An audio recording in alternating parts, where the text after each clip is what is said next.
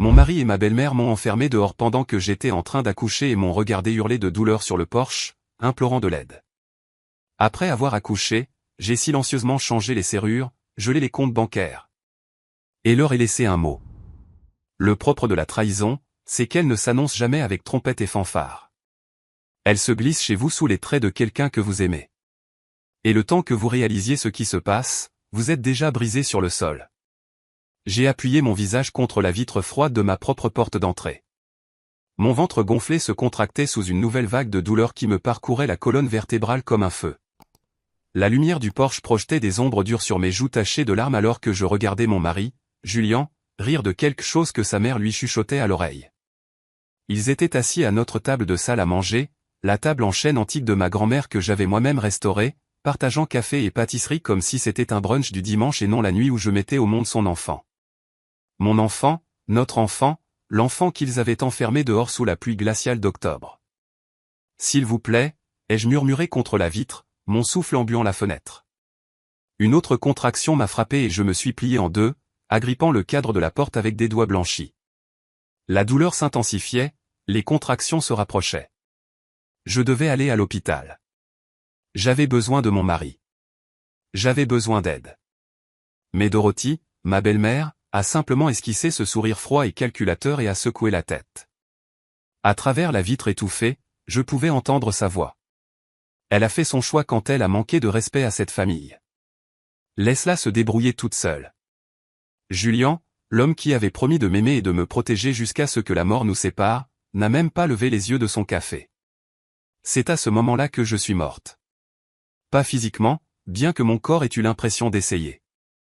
La maligne qui avait cru aux contes de fées et aux fins heureuses, qui avait fait confiance de tout son cœur, qui avait pensé que l'amour pouvait tout conquérir, est morte là, sur ce porche, remplacée par quelque chose de plus dur, quelque chose qui comprenait que la seule personne qui pouvait me sauver, c'était moi-même. 3 heures plus tard, j'ai accouché seul dans une chambre d'hôpital, avec pour seule compagnie une gentille infirmière nommée Ruby qui me tenait la main pendant que je hurlais dans l'obscurité. Ma fille, la belle et parfaite Florence Rose, est venue au monde avec moi seule pour l'accueillir. Pas de père, pas de grand-mère, pas de famille à l'exception de la femme qui s'était battue contre vent et marée pour la ramener saine et sauve à la maison. Mais alors que je berçais ma fille nouveau-née et que je regardais les lumières de la ville par la fenêtre de l'hôpital, je ne pensais plus à l'absence de Julian. Je ne pensais même plus à la douleur. Je pensais au compte bancaire joint. À l'acte de propriété de la maison qui portait aussi mon nom. Au dossier de l'entreprise familiale que j'avais aidé à organiser. Au fonds en fiducie dont Julian ignorait l'existence. Aux petits détails juridiques que Dorothy pensait qu'une simple femme au foyer ne comprendrait pas. Il m'avait enfermé hors de ma propre maison quand j'avais le plus besoin d'eux. Maintenant, j'allais leur rendre l'appareil. Au matin, ils découvriraient à quel point leur cruauté avait été coûteuse. Et le temps qu'ils comprennent ce qui se passait, je serais parti avec leur argent, leur secret et la petite fille que Dorothy ne rencontrerait jamais. Certains disent que la vengeance est un plat qui se mange froid. J'allais le servir glacé.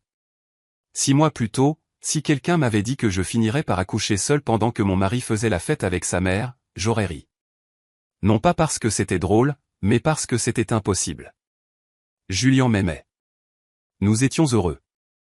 Nous construisions quelque chose de beau ensemble. Du moins, c'est ce que je me disais chaque matin en me réveillant dans notre chambre parfaitement décorée, dans notre maison victorienne parfaitement restaurée, vivant notre vie parfaitement planifiée. Le matin qui a tout changé a commencé comme n'importe quel autre mercredi. J'étais enceinte de 7 mois, me déplaçant lentement dans notre cuisine ensoleillée pendant que Julian se dépêchait dans sa routine habituelle. Ses cheveux noirs étaient encore en désordre après la nuit, et il portait ce parfum cher que Dorothy lui avait acheté pour Noël. Celui qui faisait brûler mon nez sensible de femme enceinte. Le café est prêt, ai-je dit, en posant sa tasse de voyage sur le comptoir en granit. Le même granit que Dorothy avait insisté pour que nous installions, même si j'avais voulu un plan de travail en bois. Et je t'ai préparé quelques-uns de ces muffins aux myrtilles que tu aimes. Julian a à peine levé les yeux de son téléphone. Merci. Et, maman vient aujourd'hui pour aider avec la chambre du bébé. Elle a des idées pour les couleurs. Ma main s'est instinctivement posée sur mon ventre. Je pensais que nous étions d'accord pour le jaune pastel. C'est déjà peint. Elle pense que le non-genré est limitant. Il a attrapé son café et sa mallette, tout en faisant défiler ses emails. Elle apporte des échantillons de peinture. Écoute-la, d'accord? Le mépris dans sa voix m'a serré la poitrine. C'était notre bébé, notre chambre d'enfant. Mais d'une manière ou d'une autre, Dorothy avait toujours le dernier mot. Elle avait choisi le lieu de notre mariage, influencé notre recherche de maison, et maintenant elle voulait aussi contrôler la chambre de notre enfant à naître. Julian, j'aime vraiment le jaune. Nous l'avons choisi ensemble, tu te souviens. Il s'est arrêté à la porte de la cuisine, me regardant enfin. Pendant un instant, son expression s'est adoucie, et j'ai vu l'homme dont j'étais tombée amoureuse, celui qui m'apportait des fleurs sans raison, qui me massait les pieds après de longues journées, qui m'avait promis le monde. Malin, tu sais, maman veut juste ce qu'il y a de mieux. Elle a élevé 3 enfants qui ont réussi. Peut-être qu'on devrait faire confiance à son expérience. Et voilà, l'instant était passé. Il m'a embrassé sur le front, un baiser rapide et distrait, et s'est dirigé vers la porte. Je risque d'être en retard ce soir. Grosse présentation pour le comte Xander. La porte d'entrée s'est refermée avec un léger clic, me laissant seul dans notre belle et suffocante maison. Je suis resté longtemps dans la cuisine, à regarder la lumière du matin se déplacer sur le sol en marbre que Dorothy avait jugé plus pratique que le parquet que j'avais voulu. Tout dans cette maison racontait la même histoire. Les opinions de Malin n'avaient pas d'importance. Les rêves de Malin pouvaient être repeints. Malin devait être reconnaissante de ce qu'on lui donnait et cesser d'en demander plus. Mais j'en demandais plus. Je voulais que mon mari me choisisse plutôt que sa mère. Je voulais que notre bébé grandisse dans un foyer où j'avais une voix. Je voulais me sentir à ma place dans ma propre vie. La sonnette a retenti à 10 heures précises. Dorothy Santino n'arrivait jamais en avance ou en retard. La ponctualité n'était qu'une autre façon pour elle de démontrer sa supériorité sur ceux d'entre nous qui avaient du mal avec des choses simples comme la gestion du temps. J'ai ouvert la porte pour la trouver sur notre porche comme si elle en était propriétaire, ce qui, compte tenu de son influence sur Julian, était peut-être le cas. Elle était impeccablement vêtue comme toujours, un manteau en cachemire de couleur crème, un sac à main de créateur et des boucles d'oreilles en perles qui coûtaient probablement plus cher que la plupart des voitures. Ses cheveux argentés étaient tirés en un chignon parfait, et ses yeux bleus, de la même teinte que ceux de Julian, ont balayé mon apparence avec une désapprobation à peine dissimulée. « Mataline, ma chérie », a-t-elle dit en m'embrassant sur les 2 joues, le geste aussi chaleureux qu'un matin de janvier. « Fatigué? Tu dors assez? Le stress n'est pas bon pour le bébé. » Et voilà, moins de 10 secondes et elle avait déjà réussi à critiquer mon apparence et à suggérer que j'étais une mauvaise mère. Dorothy Santino était une artiste de l'agression passive. Je vais bien, Dorothy. Juste les trucs normaux de la grossesse. Je me suis écarté pour la laisser entrer, la regardant traverser notre hall d'entrée comme si elle menait une inspection. Elle a passé un doigt sur la table du couloir, vérifiant la poussière. Julian a mentionné que tu étais émotive ces derniers temps. Des sautes d'humeur. C'est parfaitement naturel, bien sûr, mais tu dois les contrôler. Les hommes n'aiment pas les femmes instables. Mes mains se sont crispées sur mes flancs. Je n'ai pas été instable. J'ai juste des opinions sur la chambre de notre bébé. Oh, le jaune, a-t-elle dit d'un geste dédaigneux. Une couleur si terne. Les enfants ont besoin de stimulation, ma chère. Des couleurs vives, des thèmes adaptés au sexe. Le jaune, c'est si beige. Elle a sorti des échantillons de peinture de son sac à main comme un magicien révélant des cartes. Rose vif, bleu électrique, violet avec des accents pailletés qui me faisaient mal aux yeux rien qu'en les regardant. Mais nous ne connaissons pas encore le sexe, ai-je dit faiblement. Nous voulions que ce soit une surprise. Le sourire de Dorothy était aussi tranchant qu'une lame. Fais-moi confiance, ma chérie. Une mère sait toujours. Ce bébé va être spécial. Important. Il mérite mieux que du jaune. Elle a prononcé le mot comme s'il avait mauvais goût. Nous avons passé les 2 heures suivantes dans la chambre du bébé. Dorothy expliquant pourquoi chaque choix que Julian et moi avions fait était mauvais. Le berceau était trop simple. Le mobile était trop enfantin. Le fauteuil à bascule de ma grand-mère où ma mère m'avait allaité et où sa mère l'avait allaité, était démodé et pas ergonomique. Nous devrions le donner, a déclaré Dorothy, passant ses doigts manucurés sur les accoudoirs en chêne usé. Je connais une jolie boutique qui vend du mobilier de chambre d'enfants moderne. Des lignes épurées, un design contemporain, bien plus approprié. Quelque chose en moi a craqué. Non. Les sourcils de Dorothy se sont haussés. Excusez-moi. J'ai dit non. Ce fauteuil reste. Il est dans ma famille depuis 3 générations. Mon bébé s'assiera dans ce fauteuil comme je l'ai fait, comme ma mère l'a fait. La température dans la pièce a semblé chuter de 10 degrés. Les yeux bleus de Dorothy sont devenus de glace. Et son sourire est devenu quelque chose de prédateur. Malin, ma chérie, je sais que tu es attachée à tes héritages familiaux, mais tu dois comprendre quelque chose. Ce bébé est un Santino. Il mérite les meilleures choses, pas des objets de seconde main de gens qui ne pouvaient pas se permettre mieux. L'insulte m'a frappé comme une gifle. Ma famille n'avait pas été riche, mais nous avions été riches des choses qui comptaient. L'amour, la loyauté, le respect, des choses que l'argent de Dorothy ne pouvait apparemment pas acheter. Dehors. Les mots ont quitté ma bouche avant que je puisse les arrêter. Les yeux de Dorothy se sont agrandis de choc, puis se sont rétrécis dangereusement. Je vous demande pardon? J'ai dit, dehors. C'est ma maison, ma chambre d'enfant, mon bébé. Et ce fauteuil reste exactement où il est. Dorothy s'est levée lentement, ses mouvements précis et contrôlés. Quand elle a parlé, sa voix était de la soie enroulée autour de l'acier. Tu fais une erreur, Méline. Une très grave erreur. Julian est mon fils. Cette famille est ma famille, et si tu penses que tu peux t'interposer entre nous, elle a laissé la menace en suspens, puis a souri de ce sourire froid à nouveau.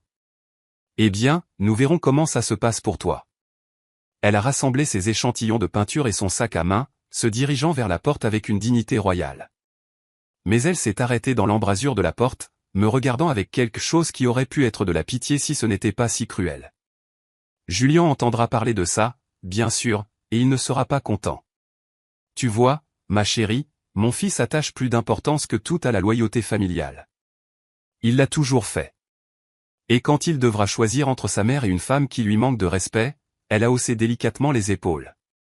Le sang est plus épais que l'eau, n'est-ce pas? La porte d'entrée s'est refermée derrière elle avec un léger clic qui a résonné comme un coup de feu. Je me suis affalé dans le fauteuil à bascule de ma grand-mère, mes mains tremblant alors que je caressais mon ventre. Le bébé a donné un coup de pied comme s'il sentait ma détresse, et j'ai murmuré des mots apaisants auxquels je ne croyais pas, c'est bon, mon petit. Maman s'occupe de toi. Maman s'occupera toujours de toi. Mais même en le disant, je me demandais si c'était vrai. Dorothy Santino venait de déclarer la guerre, et j'étais sur le point de découvrir jusqu'où elle était prête à aller pour gagner.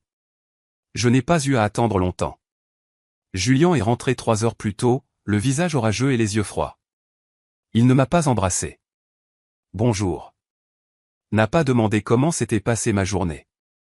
C'est juste tenu dans l'embrasure de la cuisine comme un ange vengeur, son costume chair froissé et sa mâchoire serrée. Il faut qu'on parle. Julian arpentait notre cuisine comme un animal en cage, ses pas secs sur le sol en marbre.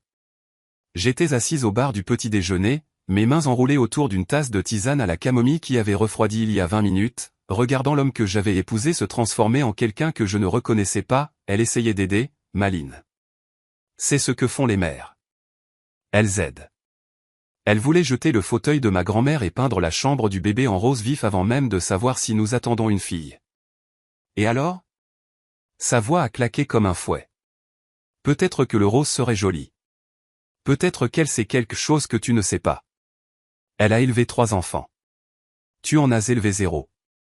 Les mots m'ont frappé comme des coups physiques. J'ai posé mes mains sur mon ventre, sentant notre bébé bouger avec agitation à l'intérieur de moi, comme s'il percevait la tension qui crépitait dans l'air. C'est notre enfant, Julian. Le nôtre, pas le sien.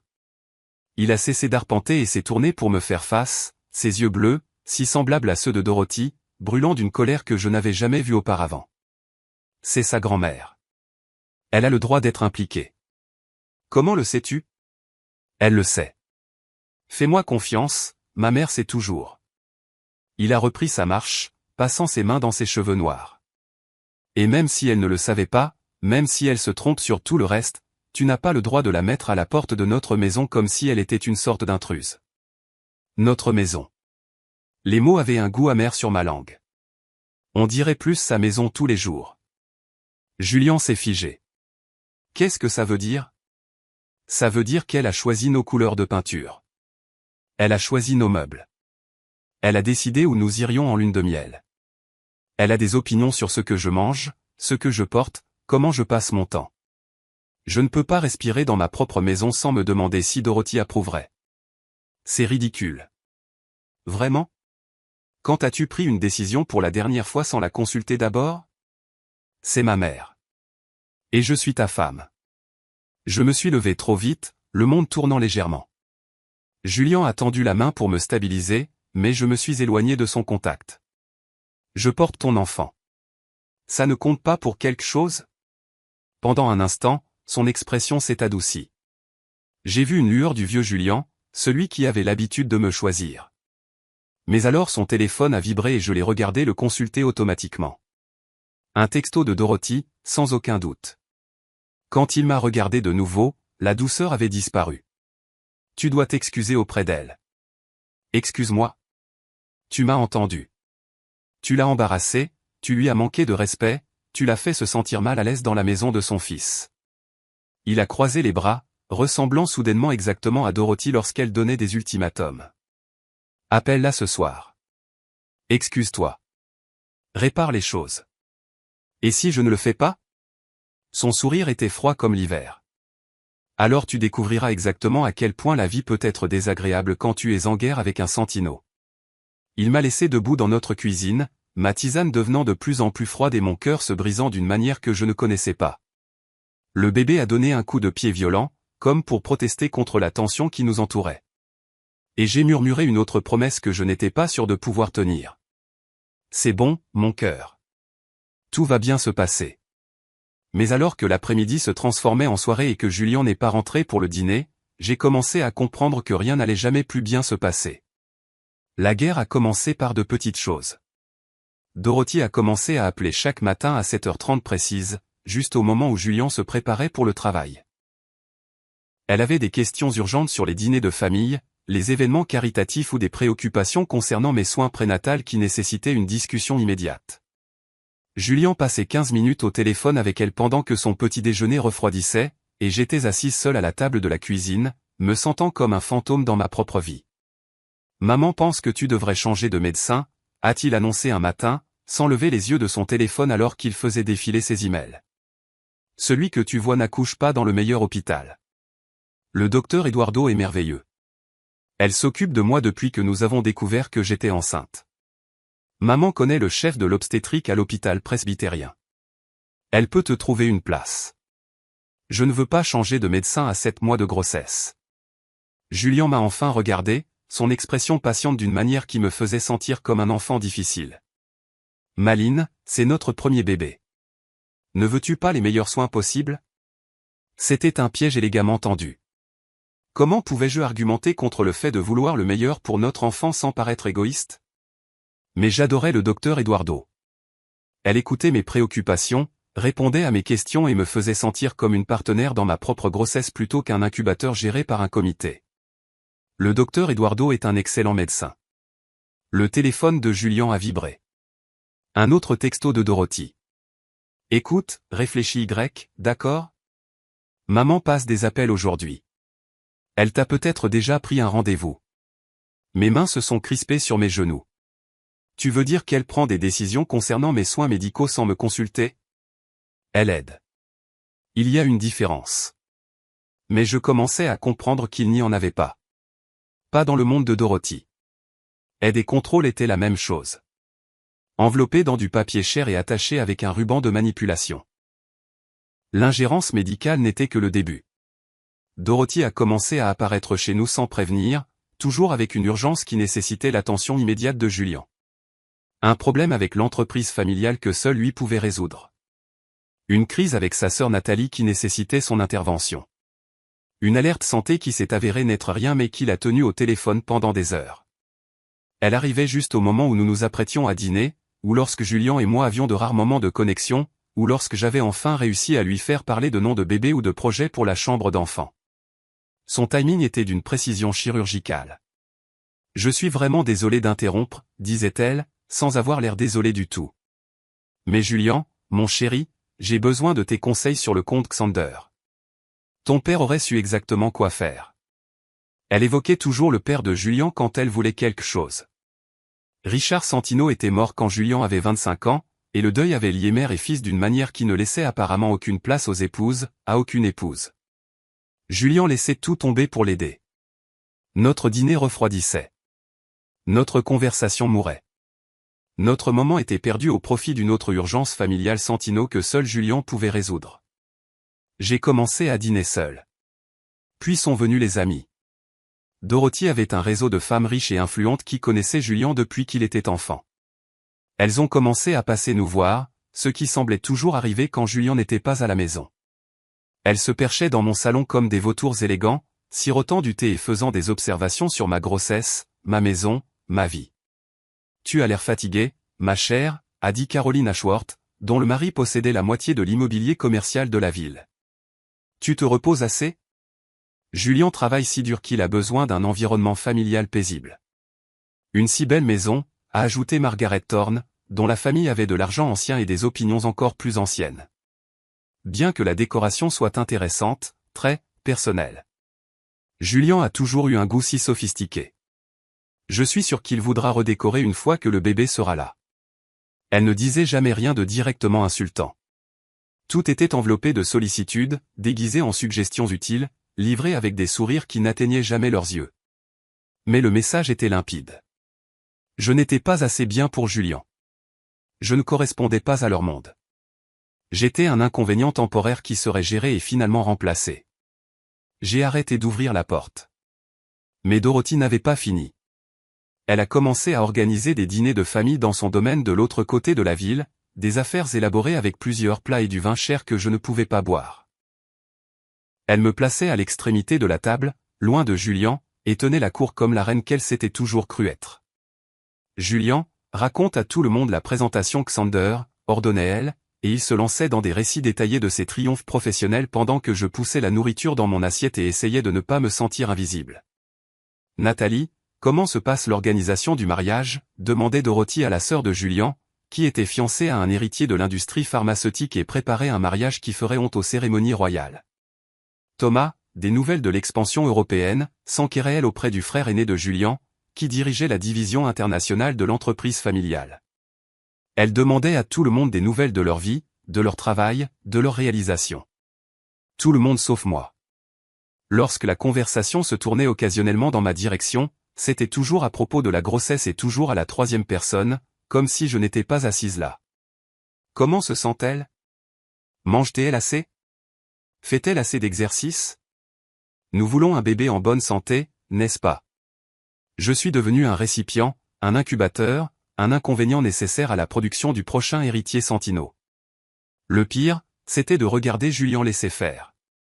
Mon mari, l'homme qui avait promis de m'aimer et de me protéger, était assis à la table de sa mère et la laissait m'effacer un dîner à la fois.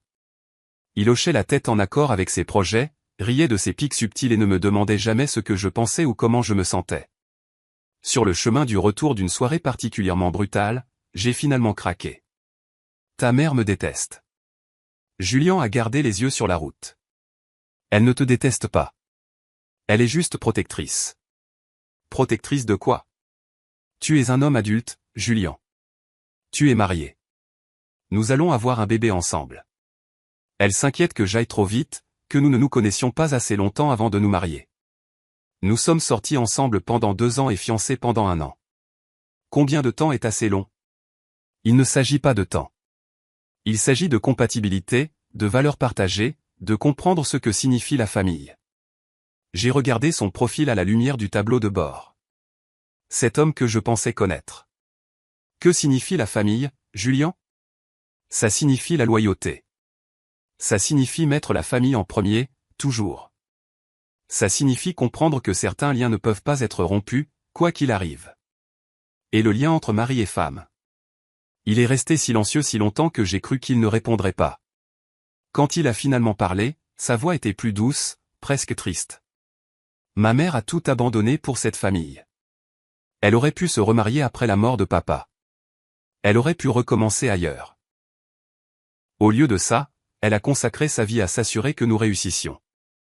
L'entreprise, notre éducation, notre avenir, tout cela existe parce qu'elle a sacrifié son propre bonheur pour le nôtre. Et maintenant tu dois sacrifier le tien pour le sien. Ce n'est pas un sacrifice quand c'est de l'amour. Mais assise dans notre allée, regardant Julien lutter avec des chaînes invisibles qui le liaient à une femme qui ne le laisserait jamais partir, je me demandais s'il connaissait encore la différence. À mon 8e mois, je me sentais comme une prisonnière dans ma propre vie. Dorothy avait réussi à m'isoler de tout ce qui comptait, l'attention de mon mari, la prise de décision concernant notre enfant, même ma propre estime de moi. Je traversais chaque journée comme une somnambule, accomplissant les gestes de la grossesse tout en me sentant de plus en plus déconnecté de la vie qui grandissait en moi. Le docteur Eduardo s'inquiétait de ma tension artérielle. Le stress nous affectait, moi et le bébé. Mais quand j'ai essayé d'expliquer la situation à Julien, il a rejeté mes préoccupations comme des hormones de grossesse et une instabilité émotionnelle. Peut-être que tu devrais parler à quelqu'un, a-t-il suggéré un matin au petit déjeuner, sans lever les yeux de son journal. Maman connaît un excellent thérapeute spécialisé dans l'anxiété prénatale. Bien sûr qu'elle en connaissait un. Je n'ai pas besoin de thérapie, Julien. J'ai besoin que mon mari me soutienne. Je te soutiens. Quand? Quand me soutiens-tu? Tu n'as pas pris mon parti une seule fois en 3 mois. Il a plié son journal avec des mouvements secs et irrités. Il n'y a pas de quand, Maline. Il y a juste la famille, et la famille reste unie. Je suis ta famille aussi. Vraiment? La question est restée en suspens dans l'air comme un poison, parce que ces derniers temps, j'ai l'impression que tu essaies de déchirer cette famille. Je l'ai regardé, cet étranger portant le visage de mon mari, et j'ai senti quelque chose mourir à l'intérieur de ma poitrine. Pas seulement l'amour, bien que cela saignait aussi. L'espoir. La croyance naïve que les choses pourraient s'améliorer, que nous pourrions nous retrouver, que notre enfant naîtrait dans un foyer rempli d'amour au lieu de guerre. Très bien, ai-je murmuré. Je vais arrêter d'essayer. Julien a semblé presque soulagé. Bien. Peut-être que maintenant nous pourrons avoir un peu de paix. Mais la paix dans le monde de Julien signifiait la reddition. Cela signifiait laisser Dorothy orchestrer chaque détail de nos vies pendant que je jouais le rôle de la bénéficiaire reconnaissante. Cela signifiait sourire et hocher la tête pendant qu'elle faisait des projets pour l'avenir de mon enfant sans ma contribution. Cela signifiait disparaître à l'arrière-plan de ma propre histoire. J'ai essayé. Pendant 2 semaines, j'ai ravalé ma fierté et joué le jeu. Quand Dorothy a suggéré de changer de pédiatre, j'ai hoché la tête. Quand elle a présenté une liste de noms appropriés pour le bébé, j'ai dit qu'ils étaient charmants. Quand elle a annoncé qu'elle avait engagé une nounou pour m'aider à m'adapter à la maternité, je l'ai remerciée de penser à tout. Julien était plus heureux qu'il ne l'avait été depuis des mois. La tension dans notre maison s'est évaporée, remplacée par une harmonie qui ressemblait à une défaite. Il a recommencé à rentrer pour le dîner, apportant des fleurs et parlant de l'avenir avec un enthousiasme qui aurait pu être contagieux si je n'étais pas en train de mourir à l'intérieur. Maman pense que nous devrions ajouter une extension à la maison, a-t-il dit un soir, son bras autour de moi alors que nous regardions la télévision. Une véritable aile de chambre d'enfant avec un espace pour les quartiers de la nounou. Elle connaît un architecte. Bien sûr qu'elle en connaît un, s'il a remarqué l'épuisement dans ma voix. Il n'a pas commenté. Et elle nous a déjà inscrits sur la liste d'attente des meilleures écoles maternelles. Apparemment, il faut s'inscrire avant même la naissance du bébé. J'ai senti notre enfant donner un coup de pied et j'ai posé mes mains sur mon ventre, murmurant silencieusement, « Je suis désolé, mon petit. J'ai essayé de créer un monde meilleur pour toi. » La goutte d'eau qui a fait déborder le vase est arrivée un mardi soir d'octobre. J'étais enceinte de 37 semaines, mal à l'aise et épuisée. Julien travaillait tard à nouveau, une autre urgence qui nécessitait son attention après les heures de bureau. J'avais préparé un dîner pour une personne et m'installais pour une autre soirée seule lorsque les contractions ont commencé. Au début, j'ai pensé que c'était juste des contractions de Braxton Hicks, un faux travail. J'en avais depuis des semaines, mais celle-ci était différente, plus forte, plus régulière. À 21h, je les chronométrais sur mon téléphone, toutes les 5 minutes, durant 45 secondes chacune. J'ai appelé Julien. Je pense que c'est peut-être ça, ai-je dit quand il a répondu. Les contractions deviennent plus fortes. Tu es sûr? Rappelle-toi ce que le médecin a dit à propos du faux travail. Une autre contraction m'a frappé et j'ai agrippé le comptoir de la cuisine, respirant à travers la douleur. Assez sûr. Et, laisse-moi juste finir ici. Peux-tu appeler maman? Elle saura quoi faire. Julian, j'ai besoin que tu rentres à la maison maintenant. Je le ferai. Je te le promets. Appelle juste maman d'abord. D'accord. Elle est déjà passée par là. La ligne est devenue silencieuse. J'ai regardé mon téléphone avec incrédulité. Mon mari, le père de l'enfant que j'étais sur le point de mettre au monde, venait de me dire d'appeler sa mère au lieu de rentrer à la maison pour aider sa femme en travail. Mais les contractions devenaient plus fortes et j'avais besoin d'aide. Ravalant ma fierté, j'ai composé le numéro de Dorothy. Maline, tout va bien? Je crois que je suis en travail. Julian m'a dit de t'appeler. Oh. La pause était révélatrice. Tu es certaine? Les premiers bébés prennent généralement beaucoup plus de temps que les gens ne le pensent. Une autre contraction a frappé, plus fort que la dernière. Je me suis plié en deux, appuyant mon front contre le comptoir en granit frais. Je suis assez certaine. Eh bien, les fausses alertes sont très courantes. Pourquoi ne prends-tu pas un bain chaud et voici elles s'arrêtent? Si c'est un vrai travail, les contractions continueront. Sinon, tu t'épargneras un voyage embarrassant à l'hôpital. Dorothy, je pense. Fais-moi confiance, ma chère. J'ai fait ça 3 fois. Tu sauras quand ce sera le vrai moment. Elle a raccroché. J'étais seul dans ma cuisine, les douleurs de l'accouchement traversant mon corps comme des vagues, et je me sentais plus isolé que jamais dans ma vie. Les 2 personnes qui auraient dû se précipiter pour m'aider avaient toutes 2 rejeté mes préoccupations et m'avaient laissé gérer la situation seul. Très bien. J'avais tout géré seul depuis des mois. Je pouvais aussi gérer ça. J'ai pris une douche, préparé mon sac d'hôpital et appelé un taxi. Au moment où j'étais prête à partir, les contractions étaient espacées de 3 minutes et je pouvais à peine marcher à travers elles. J'ai laissé un mot pour Julian sur la table de la cuisine. Parti à l'hôpital, en travail. Appelle-moi. Mais alors que j'attendais le taxi sur notre Porsche, plié en 2 par une autre contraction, j'ai vu la voiture de Julian arriver dans l'allée. Le soulagement m'a envahi. Il était rentré à la maison. Il avait réalisé que c'était sérieux et était venu m'aider. Julian est sorti de la voiture, m'a vu pencher de douleur et s'est précipité sur les marches du Porsche. Mataline, qu'est-ce qui ne va pas? Le travail, ai-je haleté. Le vrai travail. Le taxi arrive. Et, laisse-moi juste prendre mon chargeur de téléphone. Et une autre voiture s'est garée derrière la sienne, la Mercedes argentée de Dorothy. Mon cœur s'est serré en la voyant sortir de sa voiture, se déplaçant avec sa grâce royale habituelle. Elle était habillée pour une soirée. Robe de cocktail noire, perles, talons qui claquaient contre notre allée comme un conte à rebours vers le malheur.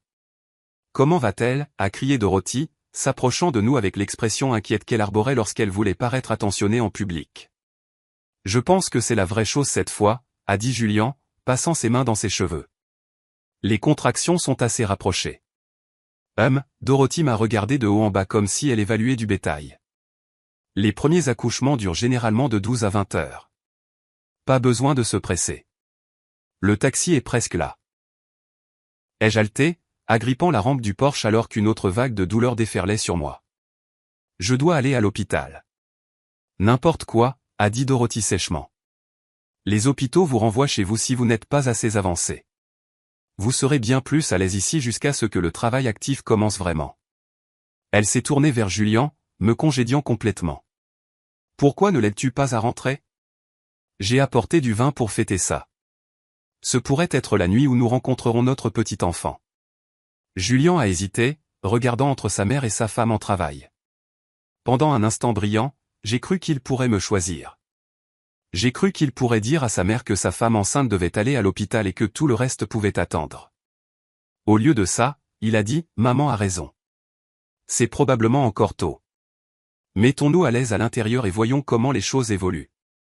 Giuliano, je dois aller à l'hôpital maintenant. » Mais il me prenait déjà le bras, me guidant vers la porte d'entrée. « Allez, ma chérie. Quelques heures de plus ne feront pas de mal. » Le taxi s'est arrêté juste au moment où Dorothy ouvrait notre porte d'entrée. Elle a renvoyé le chauffeur d'un geste impérieux. « Désolé, nous n'aurons pas besoin de vous après tout. » J'ai regardé mon échappatoire disparaître dans la rue, et quelque chose en moi s'est brisé. Pas seulement cassé, brisés en tant de morceaux que je savais qu'ils ne pourraient jamais être réparés. Ils m'ont fait entrer comme si j'étais une enfant faisant une crise de colère au lieu d'une femme en travail. Dorothy a immédiatement pris les choses en main, en voyant Julien ouvrir le vin pendant qu'elle évaluait mon état comme si elle était un professionnel de la santé au lieu d'une belle-mère autoritaire avec des illusions de grandeur.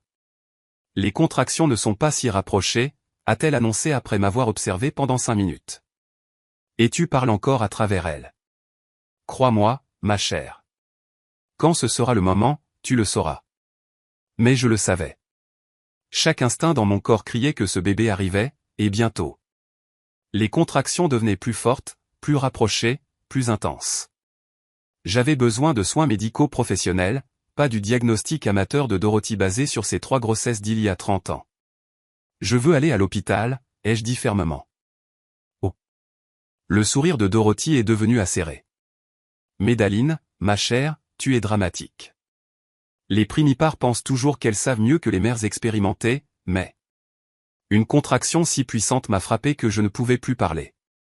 J'ai agrippé le bras de notre canapé, ma vision devenant blanche sur les bords alors qu'une douleur comme je n'en avais jamais ressenti déchirait mon corps. Quand elle est passée, j'ai levé les yeux pour trouver Dorothy et Julien me regardant avec des expressions qui m'ont glacé le sang. Pas de l'inquiétude, pas de la sympathie, de l'agacement. Tu fais peur à Julien, a dit doucement Dorothy. Peut-être que tu devrais aller t'allonger jusqu'à ce que tu puisses te contrôler. Me contrôler pendant le travail, avec des contractions espacées de 2 minutes maintenant. J'appelle une ambulance, ai-je dit en attrapant mon téléphone. La main de Dorothy s'est refermée sur la mienne, sa poigne étonnamment forte. Tu ne penses pas clairement, ma chère. Les hormones, la douleur, elles te rendent irrationnelle. Laisse Julien et moi nous en occuper. J'ai regardé mon mari, espérant voir une lueur de l'homme que j'avais épousé. Un signe qu'il comprenait que sa femme avait besoin d'aide, pas de gestion. Au lieu de ça, Julien a hoché la tête. Maman a raison. Tu t'énerves, et ce n'est pas bon pour le bébé. Pourquoi n'essaies-tu pas de te reposer? Une autre contraction a frappé, plus forte que la précédente. Je me suis plié en deux, mes os se rompant dans un flot qui a trempé mes vêtements et le parquet. Pendant un instant, la pièce était silencieuse, à l'exception de ma respiration haletante. Puis Dorothy a soupiré. Eh bien, ça va tâcher. Pas, oh mon Dieu, le bébé arrive. Pas, nous devons aller à l'hôpital immédiatement. Sa première préoccupation était notre parquet. Ça suffit, ai-je haleté, me relevant difficilement. Je pars, avec ou sans vous. Mais quand j'ai essayé de marcher vers la porte, Dorothy s'est mise devant moi. Ses yeux bleus étaient de glace et son sourire était la chose la plus terrifiante que j'ai jamais vue. Je ne pense pas, ma chère. Et c'est alors que j'ai entendu le léger clic du pêne dormant qui se tournait. Julien avait verrouillé la porte d'entrée. Les heures suivantes furent un cauchemar qui sembla durer une éternité. Chaque fois que j'essayais de partir, d'appeler à l'aide, d'atteindre un téléphone, d'atteindre la porte, Dorothy ou Julien m'arrêtaient avec des mains douces mais fermes et des voix apaisantes qui me donnaient l'impression de perdre la tête. Tu es en transition, n'arrêtez pas de dire Dorothy comme si elle récitait un manuel de médecine. Il est parfaitement normal de se sentir dépassé, mais paniquer n'aidera pas le bébé. Ils m'ont déplacé dans le salon, Dorothy ordonnant à Julien d'apporter des serviettes et des couvertures pendant qu'elle jouait le rôle de la grand-mère attentionnée. Mais je pouvais voir le calcul dans ses yeux, la façon dont elle me regardait comme un scientifique observant un rat de laboratoire. Il ne s'agissait pas de ma sécurité ou du bien-être du bébé. Il s'agissait de contrôle, de prouver qu'elle, et non moi, était la véritable autorité dans cette famille, de s'assurer que même la naissance de mon propre enfant se déroulerait selon ses termes, à sa manière, sous sa supervision.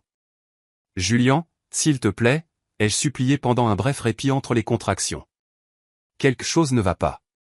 Je le sens. Nous devons aller à l'hôpital. Mon mari m'a regardé avec pitié, pas avec amour. Maline, tu te fais peur.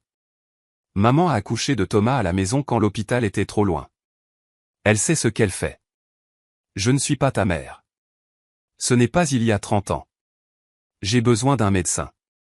Tu dois te calmer, a dit sèchement Dorothy. Toute cette hystérie met un stress inutile sur le bébé. Mais le bébé était en détresse. Je pouvais le sentir.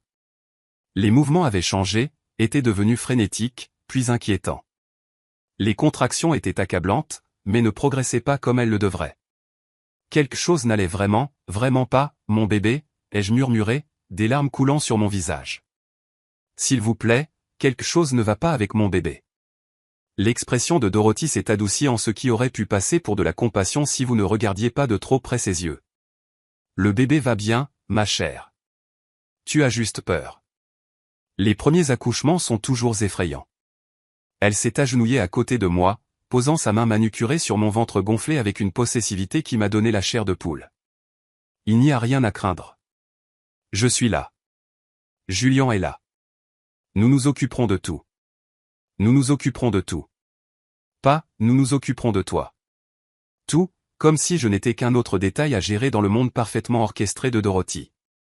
Les contractions s'aggravaient, pas ne s'amélioraient. Je perdais du temps entre elles, la douleur si intense que je pouvais à peine penser, à peine respirer. Mais à travers le brouillard de l'agonie, je pouvais voir Dorothy et Julian chuchoter dans le coin, leurs têtes penchées l'une vers l'autre comme des conspirateurs. S'il vous plaît, ai-je haleté, tendant vers eux une main tremblante. S'il vous plaît, aidez-moi. Dorothy est revenue à mes côtés, son sourire serein et terrifiant. Nous t'aidons, ma chérie. Nous te gardons en sécurité. Nous nous assurons que cet accouchement se déroule exactement comme il le devrait. Comme il le devrait. Selon qui? Selon la vision tordue de Dorothy sur la façon dont l'enfant de son fils devrait venir au monde. Selon son besoin d'être au centre de chaque moment important de la vie de Julian. La réalisation m'a frappé comme un coup physique. Elle voulait que je souffre. Elle me voulait impuissante, dépendante, reconnaissante pour les miettes d'aide qu'elle daignait fournir. Elle voulait être l'héroïne de cette histoire, la sage matriarche qui a sauvé la situation pendant que la jeune épouse hystérique s'effondrait. Et Julian la laissait faire. Les heures ont passé dans un flou de douleur et de désespoir. J'ai supplié, j'ai plaidé, j'ai essayé de raisonner avec eux, mais chaque tentative de prendre le contrôle de ma propre expérience d'accouchement a été accueillie avec une condescendance douce et un refus ferme. Tu ne penses pas clairement, est devenu le refrain préféré de Dorothy. Laisse-nous nous en occuper. Finalement, lorsque la douleur est devenue si accablante que je ne pouvais plus former de phrases cohérentes, lorsque j'étais sûr que mon bébé et moi allions mourir dans notre salon pendant que mon mari et ma belle-mère jouaient à la maison, je leur ai dit que je voulais prendre l'air frais dehors. Dorothy a de nouveau essayé de m'arrêter, mais cette fois-ci, je n'allais pas la laisser faire. Tu ne peux pas sortir dans ton état, avait-elle dit. Regarde-moi faire. Je me suis levé et je suis sorti.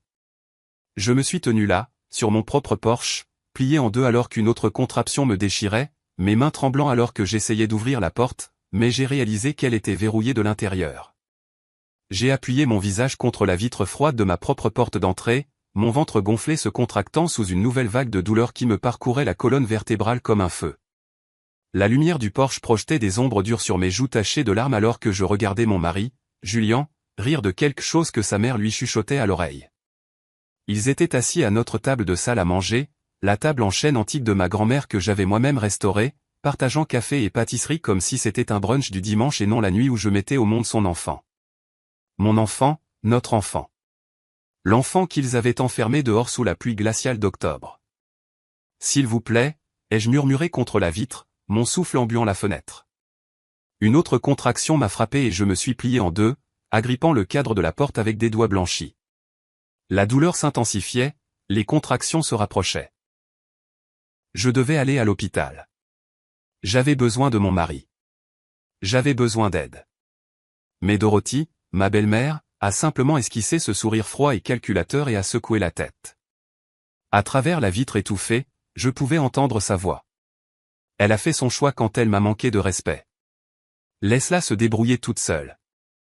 Julian, l'homme qui avait promis de m'aimer et de me protéger jusqu'à ce que la mort nous sépare, n'a même pas levé les yeux. À ce moment-là, j'ai pris une décision. J'ai appelé l'ambulance. Mais immédiatement, l'ambulance est arrivée. Ils ont déverrouillé la porte et sont sortis, empêchant l'ambulance de m'emmener à l'hôpital. Je pense qu'il est temps d'aller à l'hôpital maintenant, a annoncé Dorothy, feignant l'inquiétude. Julian s'est précipité immédiatement. Je vais chercher la voiture. Juste comme ça. Après des heures à ignorer mes supplications, à ignorer mes instincts et à me traiter comme une enfant hystérique, en m'enfermant hors de la maison, Dorothy avait décidé qu'il était temps. Pas parce que j'étais en détresse, parce qu'elle était prête.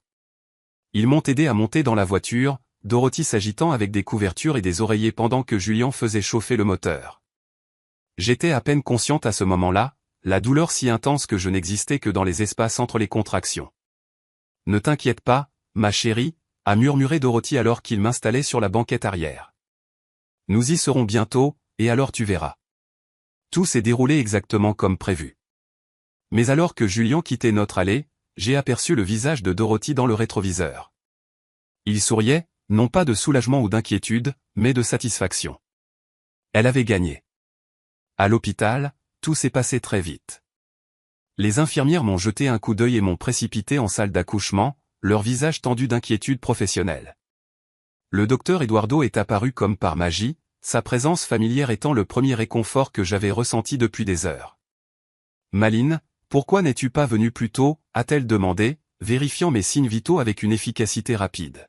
« Tu es en travail actif et le bébé montre des signes de détresse. » J'ai essayé d'expliquer, mais une autre contraction a frappé et les mots se sont dissous en cris.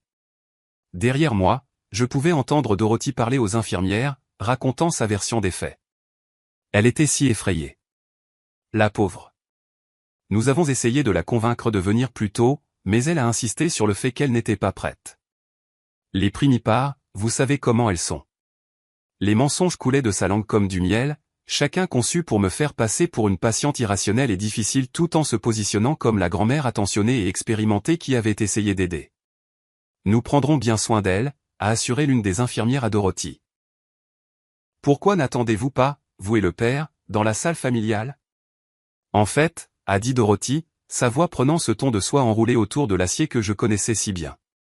J'aimerais rester. J'ai une grande expérience de l'accouchement, et Maline a tendance à être dépassée dans les situations stressantes. Le docteur Eduardo m'a regardé d'un air interrogateur. Dans mon état actuel, je pouvais à peine parler, encore moins me défendre. La douleur consumait tout le reste, ne laissant aucune place aux mots ou à la protestation. C'est à Maline de décider, a finalement dit le docteur Eduardo. Je veux qu'elle sorte, ai-je réussi à halter entre les contractions. S'il vous plaît, juste Julian, seulement Julian. Le visage de Dorothy est devenu blanc de fureur, mais elle ne pouvait pas argumenter devant le personnel médical, pas sans révéler le monstre autoritaire sous sa façade de grand-mère attentionnée. Bien sûr, ma chérie, a-t-elle dit entre ses dents serrées. Ce que tu penses être le mieux. Mais alors qu'elle passait près de mon lit en sortant, elle s'est penchée et a murmuré à mon oreille, sa voix si basse que seul moi pouvais l'entendre. Ce n'est pas fini. L'heure qui a suivi a été un tourbillon d'interventions médicales et de douleurs accablantes. Le docteur Eduardo a travaillé avec une efficacité tranquille, nous surveillant, moi et le bébé, avec le genre de sollicitude professionnelle que Dorothy avait imité toute la soirée. Le rythme cardiaque du bébé baisse, a-t-elle dit aux infirmières. Nous devons la faire accoucher rapidement. Procédure d'urgence, lumière vive, Julian me tenant la main pendant que les professionnels de la santé se battaient pour sauver la vie de notre enfant. L'enfant qui aurait pu être en danger toute la soirée pendant que Dorothy jouait au docteur dans notre salon. Lorsque Florence Rose est enfin arrivée, petite, parfaite et heureusement en bonne santé, j'ai éclaté en larmes de soulagement et d'épuisement. Julian pleurait aussi, submergé par la vue de sa fille et la prise de conscience de la catastrophe que nous avions frôlée. Elle est magnifique, a-t-il murmuré, sa voix épaisse d'émotion. Maline, elle est parfaite. Pendant un instant, tenant notre fille nouveau-née pendant que Julian me caressait les cheveux, j'ai pensé que nous pourrions peut-être nous retrouver. Peut-être que devenir parent l'aiderait à se souvenir de ce qui était vraiment important. Peut-être que ce cauchemar avec Dorothy prendrait enfin fin. Mais alors la porte s'est ouverte et Dorothy est entrée comme si elle était chez elle, les bras chargés de fleurs et le visage rayonnant de triomphe. Oh, elle est adorable, a-t-elle roucoulé, tendant la main vers le bébé sans demander la permission. Absolument parfaite. Elle ressemble exactement à Julian quand il est né. Elle a soulevé Florence de mes bras avant que je puisse protester, la berçant avec la confiance possessive de quelqu'un qui avait attendu ce moment toute la soirée. Bonjour, ma chérie, a-t-elle murmuré à ma fille. Grand-mère est là. Grand-mère va si bien s'occuper de toi. J'ai regardé, épuisée et impuissante, Dorothy s'approprier mon enfant nouveau-né de la même manière qu'elle s'était approprié tout le reste dans nos vies.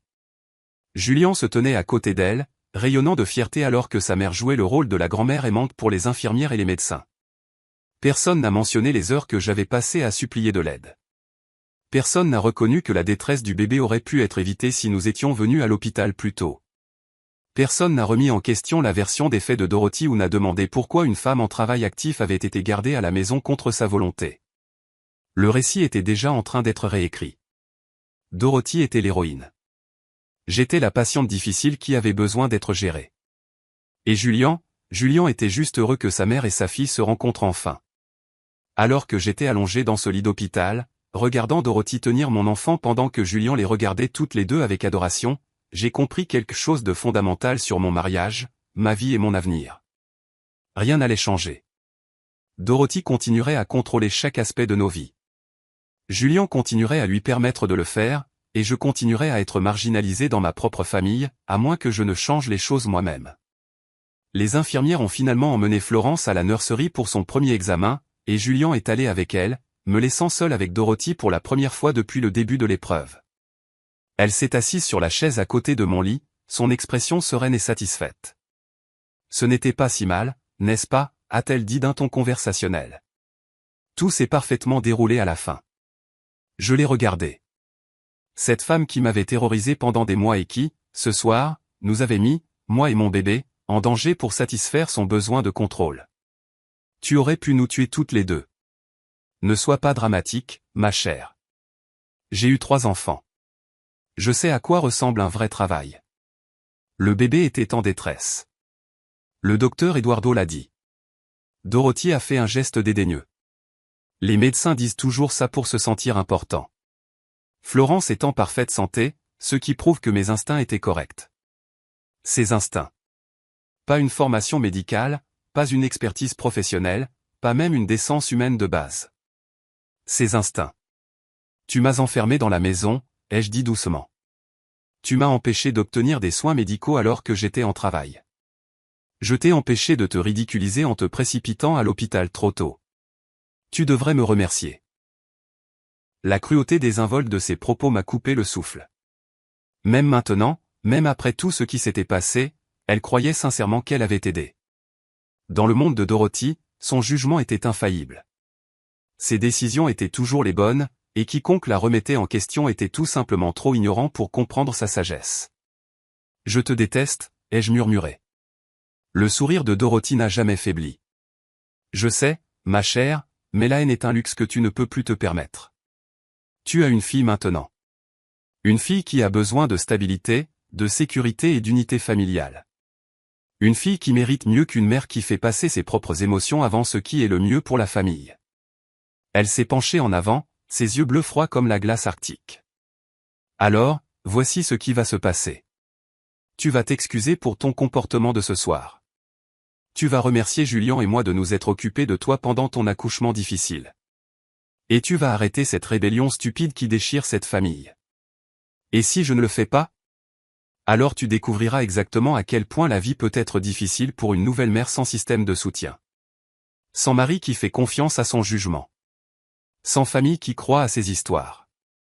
Sans amis qui veulent gérer son drame. » La voix de Dorothy était de la soie enroulée autour de l'acier. Julian est un Santino, ma chère. Florence est une Santino, et les Santinos s'occupent des leurs, mais seulement quand les leurs connaissent leur place. Elle s'est levée, lissant sa robe avec une élégance étudiée. Je vais te donner un peu de temps pour y réfléchir, mais ne prends pas trop de temps. Julian attend tes excuses, et il n'est pas un homme patient quand sa famille est attaquée. La porte s'est refermée derrière elle avec un léger clic, me laissant seul dans la chambre d'hôpital stérile avec les échos de ses menaces résonnant dans mes oreilles. J'ai fermé les yeux et j'ai pensé à ma fille qui dormait paisiblement dans la nurserie pendant que son père et sa grand-mère planifiaient son avenir sans consulter la femme qui avait failli mourir en la mettant au monde.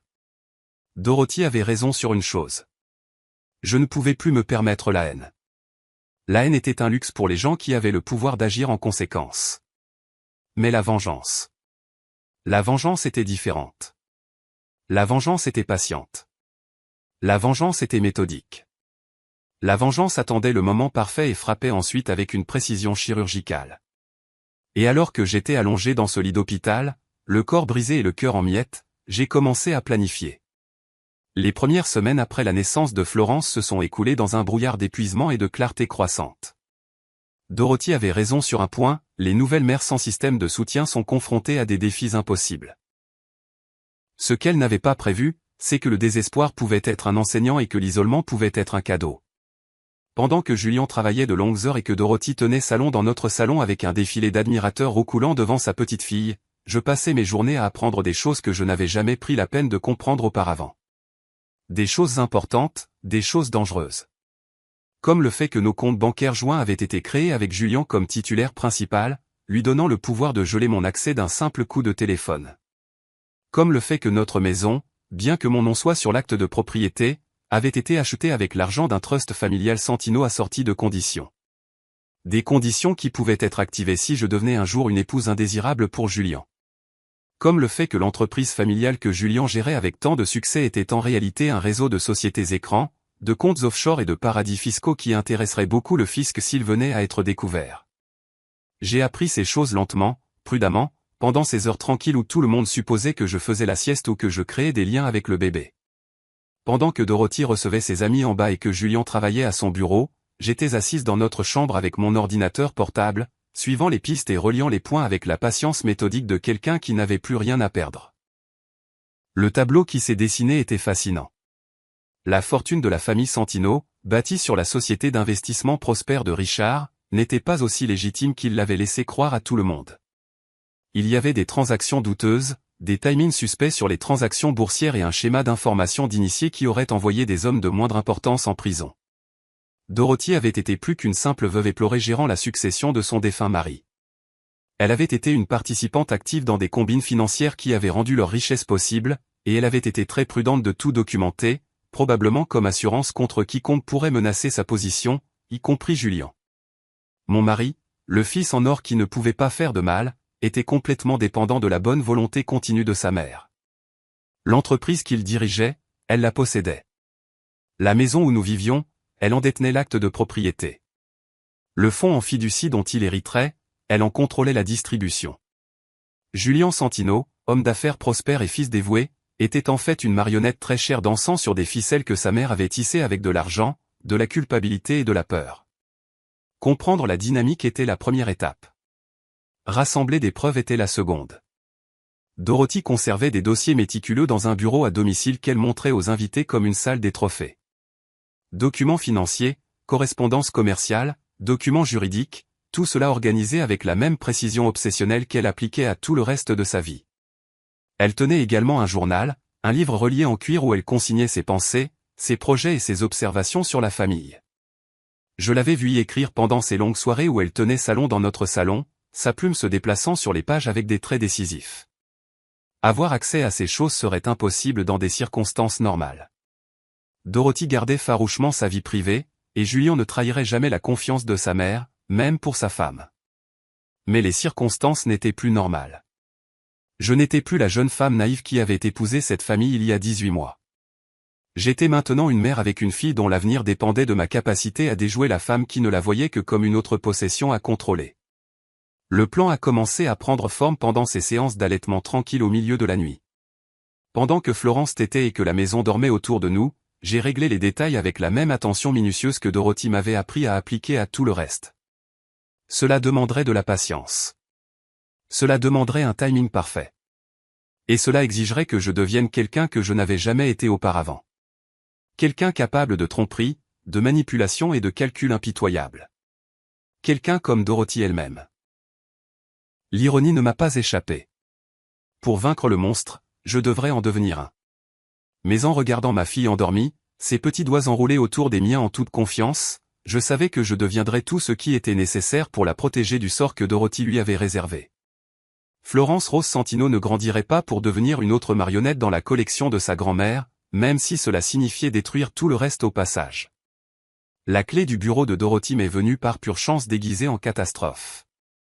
La sœur de Julien, Nathalie, se mariait dans 6 semaines, et le chaos d'avant le mariage a fourni une couverture parfaite pour mes missions de reconnaissance.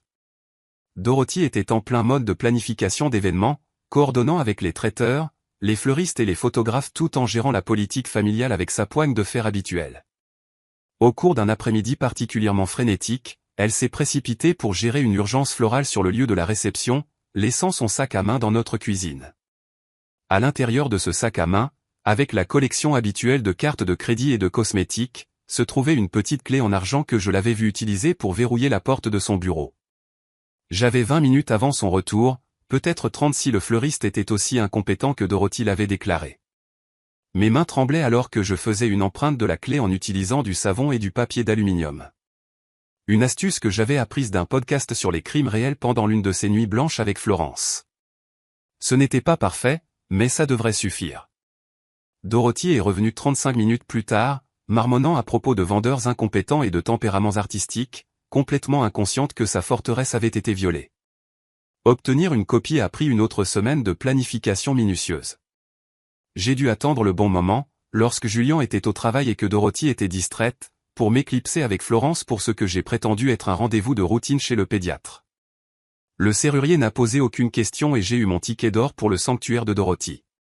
La première fois que je suis entré dans son bureau sans y être invité, mon cœur battait si fort que j'étais sûr que tout le quartier pouvait l'entendre. La pièce était exactement ce à quoi je m'attendais, tout en bois sombre et en cuir, avec des œuvres d'art chères et des photos de famille soigneusement disposées qui racontaient l'histoire que Dorothy voulait que le monde croie.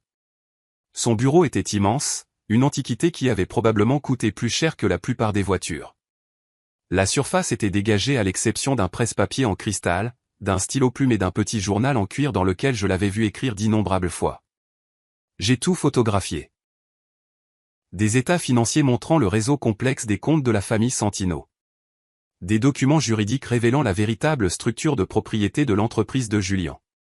Une correspondance avec des avocats, des comptables et des partenaires commerciaux qui dressaient un tableau très différent de la richesse de la famille que ce qu'il présentait au monde. Mais c'est le journal qui a fourni les preuves les plus accablantes.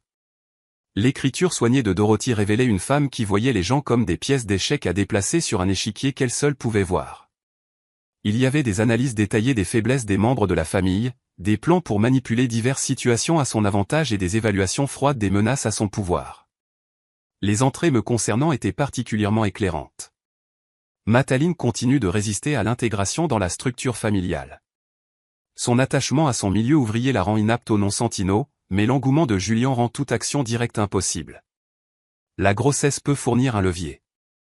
Les nouvelles mères sont généralement plus malléables, surtout lorsqu'elles sont isolées de tout système de soutien extérieur. L'incident de la chambre d'enfant a été instructif. Mélie n'a plus de cran que ce qui avait été initialement évalué, mais elle manque de la pensée stratégique nécessaire pour constituer une réelle menace. La manipulation émotionnelle reste l'approche la plus efficace. Les complications de l'accouchement ont fourni une excellente occasion de démontrer l'instabilité et le mauvais jugement de Maline. Julien remet maintenant en question ses instincts maternels, ce qui sera utile pour les futures discussions sur la garde si le mariage devient intenable. Discussion sur la garde. Les mots m'ont frappé comme de l'eau glacée. Dorothy n'essayait pas seulement de contrôler mon mariage. Elle planifiait déjà sa dissolution, et elle documentait des preuves qu'elle pourrait utiliser pour m'enlever ma fille. J'ai photographié chaque page, mes mains plus stables maintenant que je comprenais la véritable ampleur de la menace à laquelle j'étais confronté. Il ne s'agissait plus seulement d'une belle-mère autoritaire. Il s'agissait de survie. Les dossiers financiers étaient tout aussi révélateurs. La fortune des Santino était bâtie sur une base d'investissement douteux, d'évasion fiscale et de ce qui semblait être un délit d'initié systématique. Dorothy avait de la documentation remontant à 20 ans, le tout organisé avec la précision de quelqu'un qui comprenait sa valeur comme assurance ou matériel de chantage.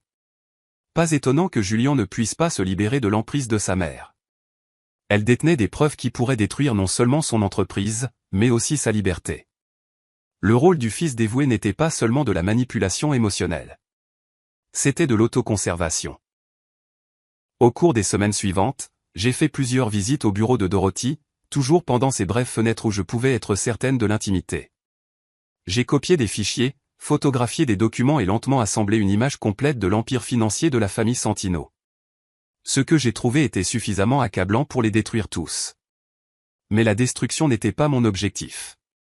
Pas encore. Je voulais quelque chose de plus précis, de plus poétique. Je voulais que Dorothy comprenne exactement ce que l'on ressentait d'être piégé, impuissant et dépendant de la pitié de quelqu'un d'autre. Je voulais qu'elle éprouve le même isolement et le même désespoir qu'elle m'avait infligé. Et je commençais à voir exactement comment y parvenir. L'occasion que j'attendais est arrivée sous la forme du week-end du mariage de Nathalie. Tout le clan Santino serait réuni au domaine de Dorothy pour 3 jours de célébration, laissant notre maison vide et mes mouvements non surveillés pour la première fois depuis des mois. Julien était stressé par ses fonctions de témoin. Dorothy orchestrait chaque détail de l'événement avec une précision militaire, et tout le monde était trop distrait par les dégustations de champagne et les dîners de répétition pour prêter attention à ce que la jeune mère tranquille faisait de son temps libre. Parfait.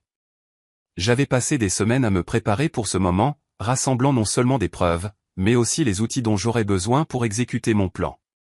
Un nouveau téléphone portable enregistré sous un faux nom. Un coffre-fort dans une banque de l'autre côté de la ville où Dorothy ne penserait jamais à regarder. Des documents juridiques préparés par un avocat spécialisé dans les divorces et les affaires de garde à fort conflit. Plus important encore, j'avais ouvert mon propre compte bancaire, ce que j'aurais dû faire il y a des années, mais que je n'avais jamais pris la peine de faire car Julien s'occupait de toutes nos finances. Il ne contenait que quelques centaines de dollars de mon ancien compte d'épargne, mais c'était le mien, complètement séparé du réseau financier des Santino. Les festivités du mariage ont commencé un vendredi soir avec un dîner de répétition au country club. J'ai joué mon rôle à la perfection. L'épouse attentionnée aidant Julien avec sa cravate, la belle-fille reconnaissante complimentant l'organisation de l'événement par Dorothy, la mère dévouée montrant le bébé Florence à des parents éloignés qui roucoulaient de manière appropriée puis nous oubliaient. Personne n'a remarqué quand je me suis éclipsé tôt, prétextant la fatigue et les devoirs d'allaitement. Personne n'a remis en question mon absence des activités d'après-fête. Personne n'a réfléchi à 2 fois à la jeune mère qui préférait les soirées tranquilles à la maison aux obligations sociales. Ils ont vu exactement ce qu'ils s'attendaient à voir. Maline, l'épouse soumise qui connaissait sa place. Cette nuit-là, pendant que la famille Santino célébrait au country club, j'ai commencé le travail le plus important de ma vie. D'abord, j'ai transféré toutes les preuves que j'avais rassemblées sur un stockage numérique sécurisé et des sauvegardes sur papier. Dossiers financiers, documents juridiques, entrées de journal accablantes de Dorothy, le tout conservé en toute sécurité à plusieurs endroits qu'elle ne pouvait ni accéder ni contrôler. Puis j'ai passé quelques appels. Le fisc a un programme de dénonciation qui récompense les personnes qui signalent la fraude fiscale par un pourcentage des fonds récupérés. La SEC offre des incitations similaires pour le signalement des violations de titres, et les juges des tribunaux de la famille voient d'un très mauvais œil les parents qui utilisent les enfants comme des armes dans les litiges de garde. Je n'ai pas fait de rapports officiels cette nuit-là. Cela viendrait plus tard, lorsque le moment serait parfait, mais j'ai établi le contact avec les bonnes personnes, fourni des informations préliminaires et jeté les bases de ce qui deviendrait une enquête très approfondie sur les pratiques commerciales de la famille Santino. À l'aube, j'avais mis en branle une chaîne d'événements qui démantèlerait l'empire soigneusement construit de Dorothy, une menace à la fois. Mais le véritable chef-d'œuvre était encore à venir. La cérémonie de mariage du samedi était magnifique, comme seul l'argent illimité peut le permettre. Nathalie était radieuse dans sa robe de créateur. Le marié semblait sincèrement épris, et Dorothy tenait la cour comme la reine-mère qu'elle s'était toujours crue être. J'étais assise à l'arrière avec Florence, applaudissant aux moments opportuns et souriant pour les photos de famille, tout en révisant mentalement les derniers détails de mon plan. Tout devait se dérouler dans la séquence exacte, avec un timing parfait, pour obtenir l'impact maximal. La réception était encore plus élaborée que la cérémonie. Des centaines d'invités ont rempli le domaine de Dorothy, dînant sur une cuisine préparée par des chefs célèbres et dansant sur la musique d'un orchestre complet. C'était le genre d'événement qui serait présenté dans les magazines de société, un témoignage du goût, de la richesse et de la position sociale de Dorothy. C'était aussi la distraction parfaite. Pendant que tout le monde célébrait et que Dorothy se prélassait dans la gloire de sa gestion d'événements réussis, j'ai exécuté la phase finale de ma préparation. Transfert de compte bancaire, dépôt de documents juridiques, communication numérique avec des avocats, des journalistes et des agences gouvernementales. Au moment où le dernier invité est parti le dimanche soir, j'avais tout mis en place. Le lundi matin apporterait une nouvelle réalité à la famille Santino, mais ils ne le savaient pas encore. Dorothy était d'excellente humeur alors que nous rangions après les festivités du week-end. Le mariage avait été un triomphe social, et elle avait reçu de nombreux compliments sur ses compétences organisationnelles et son goût impeccable. Même Julien semblait plus détendu que d'habitude, l'accomplissement réussi de ses devoirs de témoin levant une partie du stress constant qui était devenu son état par défaut. Ça s'est très bien passé, a annoncé Dorothy alors que nous rangions les dernières décorations du mariage. Nathalie était magnifique. La cérémonie était parfaite, et tout le monde a passé un excellent moment. C'est si satisfaisant quand une planification minutieuse produit des résultats parfaits. J'ai hoché la tête et souri, jouant mon rôle à la perfection. Tu as fait un travail incroyable. Tout était magnifique. Merci, ma chère. Je suis contente que tu apprécies l'effort fourni. Elle s'est arrêtée, étudiant mon visage avec ses yeux bleus calculateurs. Tu as semblé beaucoup plus installée ces derniers temps, moins résistante aux contributions familiales. La maternité t'a fait mûrir. Si seulement elle savait à quel point. J'ai réfléchi à ce que tu as dit à l'hôpital, ai-je menti doucement, à propos de mettre la famille en premier et d'assurer la stabilité de Florence. Tu avais raison. J'étais égoïste et émotive. Le sourire de Dorothy était triomphant. Je suis si heureuse de t'entendre dire ça. Julien sera ravi. Il s'est inquiété de la tension dans la maison. Je veux faire mieux pour le bien de Florence. Excellent. Dans ce cas, j'ai quelques idées sur la façon dont nous pourrions restructurer les choses pour qu'elles fonctionnent plus efficacement pour tout le monde. Dorothy s'est installée dans son fauteuil préféré, clairement prête à exposer sa vision de ma capitulation complète. J'ai réfléchi à la situation de la nounou, et je crois qu'une aide à domicile serait la meilleure solution. Je connais la candidate parfaite. Très expérimentée, d'excellentes références et totalement loyale aux intérêts de la famille. Loyale aux intérêts de la famille. Traduction, une espionne qui rapporterait chacun de mes mouvements directement à Dorothy. Ça semble merveilleux, ai-je dit, injectant juste la bonne dose de gratitude dans ma voix. J'aurais bien besoin d'aide. Et je pense qu'il serait bénéfique pour toi de prendre plus de responsabilités dans l'entreprise familiale. Rien de trop complexe, bien sûr, mais Julien pourrait utiliser une assistante pour ses tâches administratives. Ça te donnerait un but au-delà de la maternité. Des tâches administratives. Accès à des dossiers commerciaux qui pourraient être utilisés pour m'incriminer davantage si les choses tournaient mal. Une autre chaîne pour me lier à l'Empire Santino. J'adorerais aider de toutes les manières possibles. Dorothy m'a souri comme si j'étais une élève particulièrement prometteuse qui avait enfin compris un concept difficile. Merveilleux. Nous commencerons à prendre des dispositions immédiatement. J'ai un si bon pressentiment sur la façon dont les choses vont se passer. Elle n'avait aucune idée à quel point elle avait raison. Le mardi matin s'est levé clair et froid, avec une sorte de lumière d'octobre vive qui rendait tout net et significatif. Je me suis réveillé tôt, comme c'était devenu mon habitude depuis la naissance de Florence, et je suis resté au lit quelques minutes à écouter les bruits de ma famille qui commençait sa journée. Le réveil de Julien a sonné à 6h30 précise. Il est sorti du lit en grognant, a trébuché vers la salle de bain et a commencé sa routine matinale avec la même précision méthodique qu'il appliquait à tout le reste. Douche, rasage, habillage, café, nouvelles, mallette, baiser d'adieu qui a à peine effleuré ma joue. À 7h45, il était parti. Florence a remué dans son berceau, faisant les petits bruits reniflants qui signifiaient qu'elle serait bientôt réveillée et affamée. Je l'ai soulevée doucement, respirant cette douce odeur de bébé qui ne manquait jamais de calmer mon cœur qui battait la chamade, et je me suis installé dans le fauteuil à bascule que ma grand-mère avait sculpté, que ma mère avait restauré et que Dorothy avait essayé de jeter. « Bonjour, mon amour », ai-je murmuré contre ses cheveux doux. « As-tu bien dormi ?» Elle m'a regardé avec ses yeux bleus sérieux, les yeux de Julien, malheureusement, mais dans un visage qui était purement le mien, et j'ai senti la montée familière de protection féroce qui était devenue ma force motrice. Tout ce que j'étais sur le point de faire était pour elle, pour lui donner un avenir libre des manipulations de Dorothy, des faiblesses de Julien et de l'héritage toxique des Santino qui, autrement, définirait toute sa vie. Après avoir nourri et changé Florence, je suis descendu pour préparer le petit déjeuner et j'ai trouvé Dorothy déjà dans ma cuisine, vêtue d'une de ses tenues de sport chères et buvant du café dans ma tasse préférée. « Bonjour, ma chère », a-t-elle dit sans lever les yeux de son téléphone. J'ai pris rendez-vous avec la candidate pour la nounou cet après-midi et pour le poste d'administrateur d'entreprise jeudi. J'ai pensé que nous devrions agir rapidement sur les deux fronts. Agir rapidement avant que je puisse changer d'avis ou causer plus de problèmes. Ça semble parfait, ai-je dit, versant mon propre café et installant Florence dans son transat. J'ai hâte de commencer. Dorothy a levé les yeux, étudiant mon visage à la recherche de signes de rébellion ou de ressentiment. N'en trouvant aucun, elle a souri. Ce sourire satisfait que j'avais appris à détester. Excellent. Oh, et Julien a mentionné que tu avais des problèmes de sommeil. Je connais un merveilleux médecin spécialisé dans les problèmes postpartum.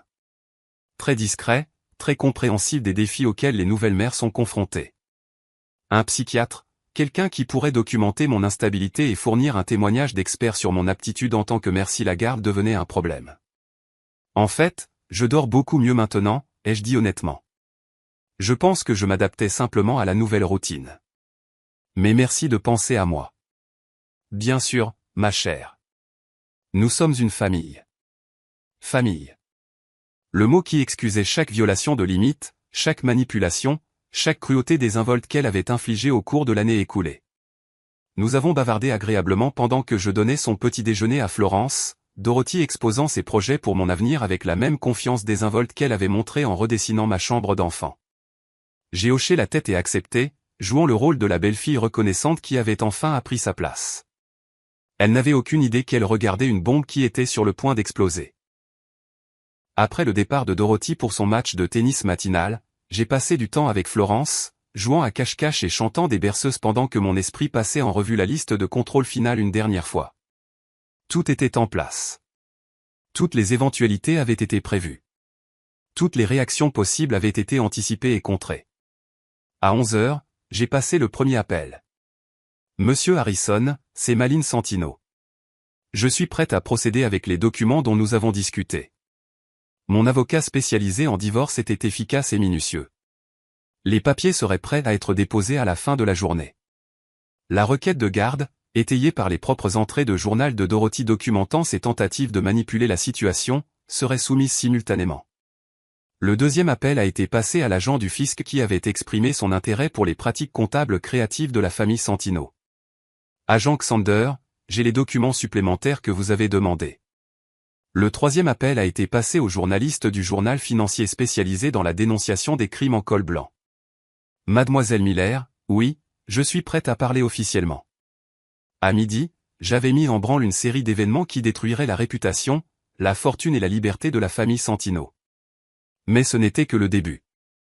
Le vrai spectacle commencerait ce soir. J'ai passé l'après-midi à jouer la mère et l'épouse parfaite. J'ai rangé la maison, préparé le dîner préféré de Julien et tout arrangé pour que tout ait l'air exactement comme d'habitude. Normal, domestique, complètement inoffensif. Quand Julien est rentré à 18h30, je l'ai accueilli avec un sourire et un baiser plus chaleureux que d'habitude. « Comment s'est passée ta journée ?» ai-je demandé, prenant sa mallette et suspendant son manteau comme je l'avais fait des centaines de fois auparavant. « Bien. Occupé. Maman a dit que tu étais enthousiaste à propos des nouveaux arrangements. » Très enthousiaste. Je pense que c'est exactement ce dont nous avons besoin. Il s'est visiblement détendu, probablement soulagé que les mois de tension soient enfin terminés. Sa femme difficile avait été domptée, sa mère était heureuse et sa vie pouvait reprendre les schémas lisses et prévisibles qu'il préférait. Nous avons eu un dîner charmant. Julien a parlé de travail. J'ai partagé des histoires amusantes sur la journée de Florence, et nous avons fait des projets pour le week-end comme n'importe quel couple normal. Pendant quelques heures, je me suis presque laissé me souvenir pourquoi j'étais tombée amoureuse de lui en premier lieu. Mais ensuite Dorothy a appelé, comme elle le faisait tous les soirs, et j'ai regardé le visage de mon mari s'illuminer d'une chaleur sincère qu'il ne m'avait pas montrée depuis des mois. « Salut, maman. » Le dîner était excellent. Malin a été merveilleuse aujourd'hui. Merveilleuse. Comme un animal de compagnie bien dressé qui avait enfin appris à ne pas aboyer sur les visiteurs. Après que Julien soit allé se coucher, je me suis assise dans le salon avec mon ordinateur portable, mettant la dernière main à un document qui servirait à la fois d'explication et de preuve. L'histoire de mon mariage, les manipulations de Dorothy et les crimes financiers que j'avais découverts.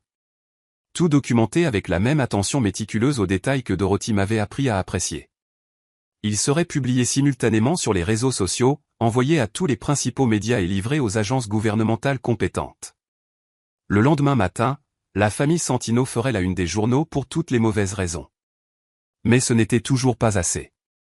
À 2 heures du matin, j'ai passé un dernier appel. Ruby, c'est Mataline.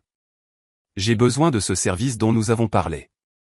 Ruby, l'infirmière qui m'avait tenu la main pendant l'accouchement de Florence, était devenue une alliée inattendue au cours des derniers mois. Elle avait vu de ses propres yeux comment Dorothy avait essayé de contrôler mon travail et mon accouchement, et elle avait discrètement documenté des cas similaires d'ingérence familiale dans les soins médicaux. Tout est prêt, a-t-elle dit doucement. La maison sûre est préparée, et l'équipe juridique sait qu'il faut vous attendre. Êtes-vous sûr de vouloir faire ça? J'ai regardé autour de la maison qui n'avait jamais vraiment été la mienne, la vie que j'avais tant essayé de faire fonctionner. Le mariage qui était mort la nuit où il m'avait enfermé dehors en plein travail. J'en suis sûr. Alors je vous verrai demain. Soyez prudente, Malines. J'ai raccroché et j'ai traversé ma maison une dernière fois, mémorisant des détails que je ne reverrai plus jamais. Les comptoirs en granit que Dorothy avait choisis. Les sols en marbre sur lesquels elle avait insisté. Les photos de famille qui racontaient l'histoire de la vie de Julien avant moi et qui continueraient longtemps après mon départ. Dans la chambre de bébé, j'ai préparé un sac pour Florence avec une efficacité tranquille, vêtements, couches, les maternisés, jouets, tout ce dont elle aurait besoin pour la nouvelle vie que nous étions sur le point de commencer. Elle a dormi paisiblement pendant mes préparatifs, me faisant confiance pour la garder en sécurité, même si elle n'avait aucune idée à quel point son monde était sur le point de changer radicalement. J'ai laissé 3 enveloppes sur l'oreiller de Julien. La première contenait les papiers du divorce et un accord de garde qui me donnerait la garde principale tout en lui permettant des visites supervisées. Les termes étaient plus généreux qu'il ne le méritait, mais je n'essayais pas de le punir d'être faible. J'essayais de sauver ma fille de devenir une autre victime de Dorothy. La deuxième enveloppe contenait des copies de toutes les preuves que j'avais rassemblées sur les crimes financiers de la famille, ainsi qu'une explication détaillée de la façon dont Dorothy avait manipulé notre mariage depuis le tout début. Chaque commentaire cruel, chaque jeu de pouvoir, chaque tentative de m'isoler et de me contrôler, tout cela documenté avec des dates, des témoins et des preuves à l'appui. La troisième enveloppe était plus simple. Juste une courte note qui disait tout ce que je n'avais jamais pu lui dire pendant que nous étions mariés. Julien, je t'ai aimé. J'ai aimé l'homme que tu étais avant que ta mère ne te convainque que j'étais l'ennemi. J'aurais passé ma vie à te rendre heureux si tu me l'avais permis. Mais tu l'as choisi. Chaque fois, tu l'as choisi. Maintenant, je choisis notre fille. N'essaie pas de nous trouver. Le système judiciaire s'occupera des arrangements de garde et mes avocats s'occuperont de tout le reste. Au moment où tu liras ceci, le monde saura qui est vraiment la famille Santino. Tu peux me blâmer pour ça si ça t'aide à dormir la nuit. Mais nous savons tous les deux la vérité. Tu t'es infligé ça à toi-même. Prends soin de ta mère. Elle va avoir plus besoin de toi que jamais maintenant. Malines. À 4 heures du matin, j'ai chargé ma fille endormie dans son siège auto et j'ai quitté la maison où j'avais tant essayé de m'intégrer. L'air d'octobre était vif et pur, et le ciel à l'est commençait à peine à montrer les premières lueurs de l'aube. Quelque part derrière moi, Julien dormait paisiblement dans notre lit, ignorant que sa femme et son enfant étaient partis. Quelque part de l'autre côté de la ville, Dorothy dormait dans son manoir, rêvant de la belle fille docile qu'elle pensait avoir enfin créée. Il se réveillerait dans un cauchemar. Mais pour la première fois depuis des mois, j'avais l'impression de pouvoir respirer. Le premier appel de Julien est arrivé à 6h47. J'étais assise dans la cuisine de Ruby, donnant son biberon du matin à Florence pendant que les nouvelles passaient à la télévision en arrière-plan. La maison sûre était un petit appartement de l'autre côté de la ville, meublé avec le nécessaire et approvisionné en tout ce dont nous aurions besoin pour les prochaines semaines. Mon téléphone a vibré contre le comptoir, le nom de Julien clignotant sur l'écran. Je l'ai laissé aller sur la messagerie vocale. Le deuxième appel est arrivé 30 secondes plus tard. Puis le troisième. À 7 heures, il avait appelé 15 fois. Finalement, j'ai répondu. Mateline. Sa voix était rauque, désespérée. Où es-tu? Où est Florence? Qu'est-ce qui se passe, bon sang? Je suppose que tu as trouvé mes lettres. Des lettres? Malines, il y a des journalistes devant notre maison. Il y a des agents fédéraux qui posent des questions sur l'entreprise.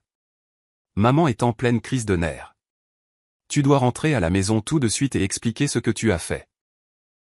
La panique dans sa voix était presque satisfaisante. Presque. Je ne rentre pas à la maison, Julien. Il n'y a plus de maison. De quoi parles-tu, Malines?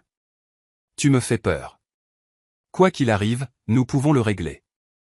Reviens juste et nous nous en occuperons. Comme nous nous sommes occupés de la chambre d'enfant. Comme nous nous sommes occupés de mon accouchement. Comme nous nous sommes occupés de tous les autres problèmes de notre mariage où l'opinion de ta mère comptait plus que les sentiments de ta femme.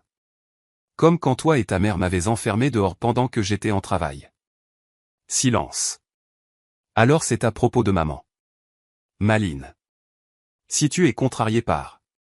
Je ne suis pas contrarié, Julian. J'en ai fini. Je pouvais entendre la voix de Dorothy en arrière-plan, stridente et exigeante, demandant probablement à qui il parlait, ce que je disais, comment il pouvait reprendre le contrôle de la situation. Maline, s'il te plaît, je t'aime. Florence a besoin de son père. Florence a besoin d'un père qui la met en premier. Un père qui la protège des personnes toxiques au lieu de les encourager. Un père qui choisit sa famille plutôt que sa mère. Je choisis la famille. Tu es ma famille. Non, Julian. Je n'ai jamais été ta famille. J'étais juste la femme que tu as épousée en attendant que ta mère approuve tes choix. La ligne est devenue silencieuse, à l'exception du son de sa respiration et de la voix de plus en plus frénétique de Dorothy en arrière-plan. Mataline, a-t-il finalement dit, la voix brisée. S'il te plaît, ne m'enlève pas ma fille. Je ne l'emmène pas. Je la garde en sécurité. Il y a une différence. J'ai raccroché et éteint le téléphone. En moins d'une heure, la nouvelle avait éclaté au grand jour. Un empire financier bâti sur la fraude. Les sombres secrets de la famille Santino révélés. Les titres criaient à travers tous les principaux médias, étayés par la montagne de preuves que j'avais fournies aux journalistes et aux enquêteurs. Des relevés bancaires montrant une évasion fiscale systématique, des documents d'investissement révélant des délits d'initiés, des correspondances par email qui dressaient un tableau de crimes financiers délibérés et calculés s'étalant sur 2 décennies. Mais les révélations les plus accablantes venaient du propre journal de Dorothy, ses évaluations froides et calculatrices des membres de la famille comme des pièces d'échecs à manipuler, ses plans détaillés pour contrôler le mariage de Julian et isoler sa femme, ses tentatives documentées d'interférer avec les soins médicaux pendant l'accouchement pour établir des motifs de contestation de la garde. La femme qui s'était présentée comme une mère dévouée et une grand-mère aimante s'est révélée être une manipulatrice experte qui voyait les gens comme des outils à utiliser pour son propre bénéfice. La réaction du public a été rapide et brutale. Les médias sociaux ont explosé de commentaires sur l'affaire. Le hashtag #SantinoScandale est devenu une tendance en quelques heures. Des femmes ont partagé leurs propres histoires de belles-mères toxiques et de familles autoritaires. Des experts juridiques ont commenté les preuves et leurs implications pénales potentielles. Plus dévastateur encore, d'autres victimes ont commencé à se manifester. Les ex-petites amies de Julian qui avaient été chassées par l'ingérence de Dorothy. D'anciens partenaires commerciaux qui avaient été trompés ou manipulés. Des employés qui avaient été licenciés pour avoir remis en question des pratiques contraires à l'éthique. Un schéma d'abus et de contrôle qui remontait à des années, le tout centré sur le besoin de Dorothy de dominer tout le monde dans son orbite. À midi, des agents fédéraux avaient perquisitionné à la fois l'entreprise familiale et le domaine de Dorothy.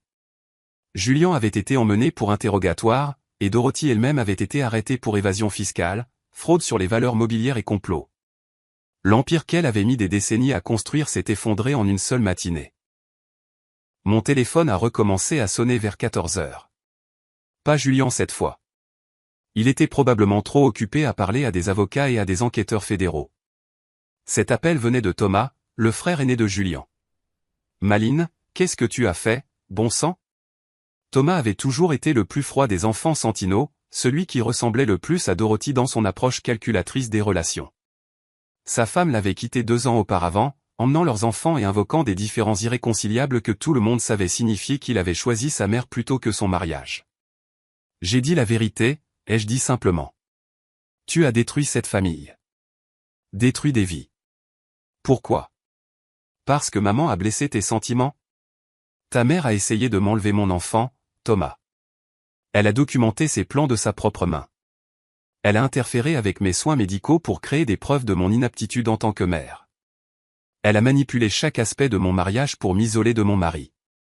C'est ridicule. Maman aime Julian. Elle t'aime. Ta mère aime le contrôle. Il aime le pouvoir. Elle aime être le centre de l'univers de tout le monde. Mais elle n'aime pas les gens. Elle les collectionne. Tu es folle. Peut-être, mais je suis aussi libre. Thomas a raccroché, mais les appels ont continué à affluer. Nathalie sanglotant à propos de sa lune de miel ruinée par le scandale. Des amis de la famille exigeant des explications. Des avocats essayant d'évaluer ma volonté de coopérer à diverses enquêtes. Je les ai tous ignorés. Ce soir-là, Ruby m'a apporté le dîner et les dernières nouvelles. L'histoire des Santino était devenue nationale, reprise par les chaînes avides d'un scandale qui combinait drame familial, crime financier et une jeune mère sympathique luttant contre une dynastie autoritaire. « Comment tiens-tu le coup ?» a demandé Ruby, s'installant sur la chaise en face de la mienne pendant que Florence jouait sur une couverture entre nous. Mieux que ce à quoi je m'attendais. C'était vrai. Malgré le chaos que j'avais déchaîné, malgré l'avenir incertain qui m'attendait, je me sentais plus calme que je ne l'avais été depuis des mois. Pour la première fois depuis 1 an, je me sens à nouveau moi-même. Des regrets.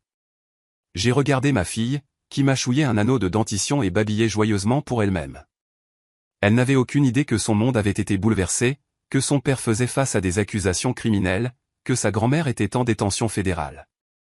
Tout ce qu'elle savait, c'est que sa mère était là, la tenant, la gardant en sécurité. Non, ai-je dit fermement. Aucun regret. Le lendemain matin, Julien s'est présenté à ma porte. Il avait l'air terrible, non rasé, les yeux creux, portant les mêmes vêtements que la veille. L'homme d'affaires confiant avait été remplacé par un homme brisé qui avait tout perdu en l'espace de 24 heures. Ruby a ouvert la porte, mais m'a laissé décider de lui parler ou non. J'ai accepté, en partie par curiosité, et en partie parce que je pensais qu'il méritait une chance de dire au revoir à sa fille. Nous nous sommes assis dans le petit salon de Ruby, Florence dormant paisiblement dans son siège auto entre nous, comme un petit rappel de ce que nous avions créé ensemble et de ce que je protégeais maintenant. Ils l'ont arrêté, a dit Julien sans préambule. Ils ont arrêté ma mère. Je sais que les accusations sont graves, Maline. Elle pourrait aller en prison pendant des années. Elle a commis des crimes pendant des années. C'est ça, la responsabilité. Il a passé ses mains dans ses cheveux, le geste si familier qu'il m'a fait mal au cœur pour l'homme dont j'étais tombée amoureuse. Elle essayait juste de protéger la famille. Tout ce qu'elle a fait, elle l'a fait pour nous. Elle protégeait son pouvoir, son contrôle, sa version de ce que la famille devrait être. Elle-même. Je n'en doute pas. Mais l'amour sans respect n'est que de la possession. Et ta mère n'a jamais appris la différence. Julien a regardé notre fille endormie, ses yeux se remplissant de larmes. Puis-je la tenir? J'ai hésité, puis j'ai hoché la tête. Il a soulevé Florence avec la révérence prudente d'un homme qui n'était pas sûr d'avoir une autre chance, la berçant contre sa poitrine pendant qu'elle dormait, inconsciente du drame qui l'entourait. « Je l'aime tellement », a-t-il murmuré. « Je vous aime tellement toutes les deux. » Je sais. Mais l'amour ne suffit pas, Julien. Ça n'a jamais suffi. Que puis-je faire? Comment puis-je réparer ça? J'ai étudié son visage, cherchant un signe de l'homme qui m'avait autrefois fait croire au conte de fées. Tu ne peux pas réparer ça. Trop de choses ont été brisées. Trop de confiance a été perdue. Alors c'est tout. C'est fini. Notre mariage est terminé parce que tu ne pouvais pas t'entendre avec ma mère. Le vieux Julien était toujours là, réalisais-je, minimisant toujours, manquant toujours le point, toujours incapable de voir la situation clairement parce qu'admettre la vérité signifierait reconnaître son propre rôle dans la destruction. Notre mariage est terminé parce que quand j'avais le plus besoin de toi, tu l'as choisi. Quand j'étais en travail, suppliant de l'aide, tu m'as enfermé hors de ma propre maison et tu as laissé ta mère jouer au docteur avec la vie de notre enfant. Nous essayons d'aider. Arrête. J'ai levé la main, soudainement épuisé par le schéma familier de ses excuses. Arrête, c'est tout. Je n'ai plus besoin que tu comprennes. Je n'ai plus besoin que tu valides mon expérience ou que tu admettes que tu avais tort. J'ai juste besoin que tu nous laisses partir. Julien a tenu Florence pendant encore 10 minutes, murmurant des promesses qu'il ne pouvait pas tenir et des excuses qui venaient trop tard. Quand il me l'a finalement rendue, son visage était mouillé de larmes. Je contesterai l'arrangement de garde. Je me battrai pour ma fille. Tu peux essayer, mais les tribunaux verront les mêmes preuves que tout le monde. Ils liront les entrées du journal de ta mère sur l'utilisation de Florence comme une arme contre moi. Ils entendront des témoignages sur la nuit où tu m'as empêché d'obtenir des soins médicaux alors que j'étais en travail. Je me suis levé, signalant que notre conversation était terminée. Tu as fait ton choix, Julien. Maintenant, vis avec. Tu es allé jusqu'à la porte, puis tu t'es arrêté et tu m'as regardé une dernière fois. Je t'ai vraiment aimé, Maline. Je sais, ai-je dit doucement. C'est ce qui rend tout ça si triste. Après son départ, Je me suis assise avec Florence dans l'appartement calme et je me suis permis de pleurer la vie que j'avais pensé que nous construisions ensemble. Les rêves que j'avais de vieillir avec Julien, d'élever nos enfants dans un foyer rempli d'amour et de rire, de faire partie d'une famille qui se choisissait tous les jours. Ces rêves étaient morts maintenant, tués par la manipulation de Dorothy, la faiblesse de Julien et mon propre refus de disparaître tranquillement à l'arrière-plan de leur histoire. Mais de nouveaux rêves prenaient déjà forme. Des rêves d'élever ma fille dans un foyer où sa voix serait entendue et ses choix respectés. Des rêves de lui apprendre que l'amour sans respect ne valait rien. Qu'elle méritait mieux qu'une acceptation conditionnelle. Qu'elle avait le pouvoir d'écrire sa propre histoire, peu importe ce que les autres attendaient. Des rêves de liberté. 1 an plus tard, je me tenais dans la cuisine de notre nouvelle maison, un modeste bungalow artisanal à 3 états de l'Empire Santino, regardant Florence faire ses premiers pas hésitants entre la table basse et le canapé. « Allez, ma chérie », ai-je encouragé, m'accroupissant les bras tendus. « Tu peux le faire. » Elle a vacillé un instant, ses jambes potelées instables mais déterminées, puis a fait 3 pas fiers avant de tomber dans mes bras avec un rire ravi. « C'est ma fille courageuse », ai-je murmuré, couvrant son visage de baisers alors qu'elle poussait des cris de rire. Les mois précédents avaient été un tourbillon de procédures judiciaires, d'attention médiatique et du processus compliqué de construction d'une nouvelle vie à partir de zéro. Le scandale Santino avait dominé les gros titres pendant des semaines, avec de nouvelles révélations émergeant presque quotidiennement sur les crimes financiers de la famille et les tactiques de manipulation psychologique de Dorothy. Dorothy elle-même avait été condamnée à 8 ans de prison fédérale. Julien a reçu 5 ans, bien qu'il soit éligible à la libération conditionnelle dans 3 ans avec bonne conduite. Thomas avait coopéré avec les enquêteurs en échange d'une peine plus légère, 2 ans plus des travaux d'intérêt général et des dédommagements. L'entreprise familiale avait été dissoute, ses actifs saisis pour rembourser les investisseurs floués et les impôts impayés. Le manoir avait été vendu pour couvrir les frais de justice et les amendes. La dynastie que Dorothy avait mis des décennies à construire a été complètement détruite. Mais rien de tout cela ne m'importait plus. Ce qui importait, c'était la vie que Florence et moi avions construite ensemble dans notre petite maison avec sa cuisine jaune ensoleillée et le fauteuil à bascule que ma grand-mère avait fabriqué. Ce qui importait, c'était le jardin que je plantais dans le jardin et le groupe de mamans locales que j'avais rejoint et la petite entreprise de rédaction indépendante que j'avais lancée pour nous soutenir. Ce qui importait, c'était la liberté. J'avais reçu de nombreuses demandes d'interviews de journalistes, de réalisateurs de documentaires et d'animateurs de talk-shows qui voulaient raconter mon histoire. Le récit de la jeune mère courageuse qui avait fait tomber une dynastie corrompue faisait une télévision captivante. Mais je les ai toutes refusées. Il ne s'agissait plus de vengeance. Il ne s'agissait pas de punition ou de justice ou de prouver un point. Il s'agissait de guérison. Chaque jour, Florence et moi apprenions quelque chose de nouveau sur la vie sans l'ombre des Santino qui planaient sur nous. Des choses simples comme choisir notre propre petit déjeuner sans nous soucier des opinions de Dorothy sur une bonne nutrition. Des choses importantes comme prendre des décisions basées sur ce qui nous semblait juste plutôt que sur ce qui maintiendrait la paix. Nous avions maintenant des routines qui n'appartenaient qu'à nous. Des promenades matinales dans le quartier où Florence babillait aux chiens qui passaient et ramassait des feuilles intéressantes. Des siestes l'après-midi dans le fauteuil à bascule pendant que je lisais des livres que j'avais choisis simplement parce qu'ils semblaient intéressants. L'heure du bain le soir, remplie d'éclaboussures et de rires, et personne ne nous pressait de finir. La maison était devenue un sanctuaire d'une manière que notre ancienne maison n'avait jamais été. Chaque pièce reflétait des choix que j'avais faits librement, sans l'avis d'un comité ou l'approbation d'autorités supérieures. Les murs étaient peints dans des couleurs que j'aimais. Les meubles étaient confortables plutôt qu'impressionnants. Le réfrigérateur était couvert des œuvres d'art de Florence et de photos de nos aventures plutôt que de portraits de familles formelles et de calendriers d'obligations sociales. C'était exactement ce dont je rêvais pendant ces mois sombres où je me sentais comme une prisonnière dans ma propre vie. Mon avocat appelait régulièrement avec des mises à jour sur les procédures judiciaires en cours. Il y avait eu des tentatives de la part de divers parents Santino de contester l'arrangement de garde, mais les propres plans documentés de Dorothy d'utiliser Florence comme une arme avaient rendu ses efforts futiles. Julien écrivait des lettres de prison. De longues excuses décousues qui montraient qu'il commençait enfin à comprendre à quel point sa mère avait manipulé notre mariage. Je les lisais mais ne répondais pas. Certaines blessures étaient trop profondes pour que les mots puissent les guérir, et certaines relations étaient trop endommagées pour être réparées. Mais j'espérais qu'un jour, lorsqu'il serait vraiment libéré de l'influence de Dorothy, il pourrait devenir le genre de père que Florence méritait de connaître. La sonnette a retenti juste au moment où j'installais Florence pour sa sieste de l'après-midi. À travers le Judas, j'ai vu un visage familier qui a fait battre mon cœur d'un mélange de joie et d'appréhension. Ma sœur Emma se tenait sur le porche, tenant une valise et arborant le plus grand sourire que j'ai vu depuis des années. « Mataline !» Elle m'a serré dans ses bras avec une étreinte féroce dès que j'ai ouvert la porte.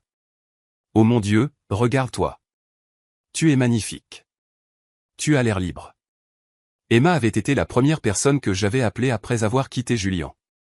La première personne à savoir que j'étais en sécurité et que je recommençais ma vie. Mais c'était sa première visite dans notre nouvelle maison. Sa première chance de voir la vie que Florence et moi avions construite à partir de rien. « Regarde cet endroit », s'est-elle émerveillée, errant dans les petites pièces avec un plaisir évident.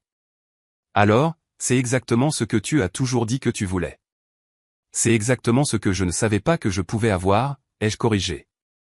Nous avons passé l'après-midi à nous rattraper pendant que Florence montrait ses nouvelles compétences en marche, et Emma roucoulait à chaque étape de développement que je documentais dans le livre de bébé que Dorothy avait autrefois critiqué comme étant un non-sens sentimental.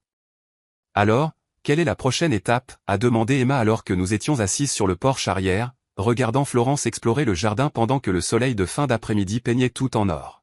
« Je ne sais pas, ai-je admis, pour la première fois de ma vie d'adulte. Je vais le découvrir au fur et à mesure. Pas de plan quinquennal, pas d'objectif stratégique, pas de réunion de comité pour déterminer la meilleure voie à suivre. » J'ai ri, me souvenant de la Maline qui avait épousé Julian avec un calendrier détaillé pour l'achat de la maison, la naissance des enfants et l'avancement de carrière. Cette femme était si sûre de pouvoir contrôler son avenir en faisant les bons choix et en plaisant aux bonnes personnes.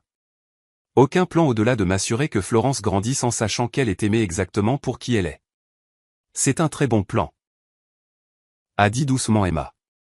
Ce soir-là, après le départ d'Emma pour son hôtel et le sommeil de Florence dans son berceau, je me suis assise dans le fauteuil à bascule de ma grand-mère et je me suis permis de penser à l'avenir pour la première fois depuis des mois. Il y aurait des défis à relever. La maternité célibataire était difficile, même sans les complications d'un divorce très médiatisé et d'un copart en prison.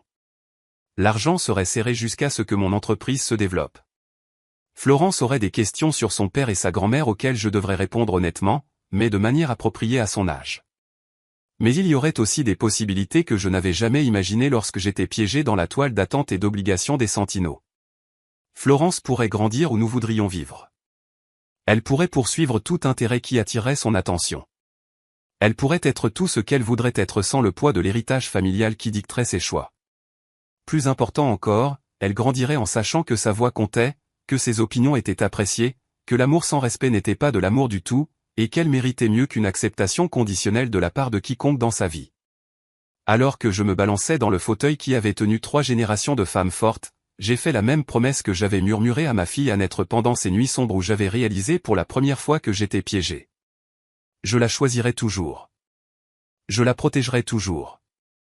Je m'assurerai toujours qu'elle sache qu'elle était assez exactement comme elle était. La maison s'est installée autour de nous avec de petits grincements et des soupirs. Les bruits d'un foyer qui était vraiment le nôtre. Dehors, le quartier était calme, à l'exception du bruit lointain des enfants qui jouaient et des chiens qui aboyaient. La symphonie ordinaire de gens ordinaires vivant des vies ordinaires est belle. Pour la première fois depuis que j'avais dit « oui » à Julian Santino, je me sentais vraiment en paix. Dorothy s'était trompée sur tant de choses, mais elle avait raison sur une chose. Certains liens ne pouvaient pas être rompus, quoi qu'il arrive. Le lien entre une mère et une fille qui se choisissaient chaque jour était incassable. Et c'était le seul héritage familial qui comptait. La lettre est arrivée un mercredi matin de mars, livrée par courrier recommandé à l'adresse que j'avais soigneusement gardée privée pendant 5 ans. Florence était à la maternelle. Je travaillais sur un article indépendant sur le jardinage urbain, et le soleil de printemps filtrait par les fenêtres de la cuisine de notre petite maison. L'adresse de l'expéditeur a fait trembler mes mains. Institution correctionnelle fédérale de Danbury, la prison de Dorothy. J'ai failli la jeter sans la lire. Presque. Mais la curiosité a gagné, comme toujours. J'ai ouvert l'enveloppe avec la même précision minutieuse que Dorothy utilisait autrefois pour tout dans sa vie parfaitement contrôlée. Chère Maline, je m'attends à ce que vous soyez surprise d'avoir de mes nouvelles. Je m'attends à ce que vous préfériez ne plus jamais avoir de mes nouvelles. Je comprends cela et je le respecte, mais j'ai des choses que je dois dire avant de mourir. Oui, je suis en train de mourir. Un cancer du pancréas diagnostiqué il y a 3 mois. Les médecins me donnent 6 mois au plus. Je suis sûr que cette nouvelle ne vous attriste pas, et je ne m'attends pas à ce qu'elle le fasse. J'ai eu 5 ans pour réfléchir à ce qui s'est passé entre nous, aux choix que j'ai faits et au mal que j'ai causé. 5 ans pour comprendre ce que je suis devenu et pourquoi je le suis devenu. La prison a une façon de dépouiller tout ce qui n'a pas d'importance jusqu'à ce qu'il ne vous reste que la vérité. La vérité, c'est que j'avais une peur bleue de perdre Julien. Pas seulement à vous, mais à quiconque pourrait s'interposer entre nous.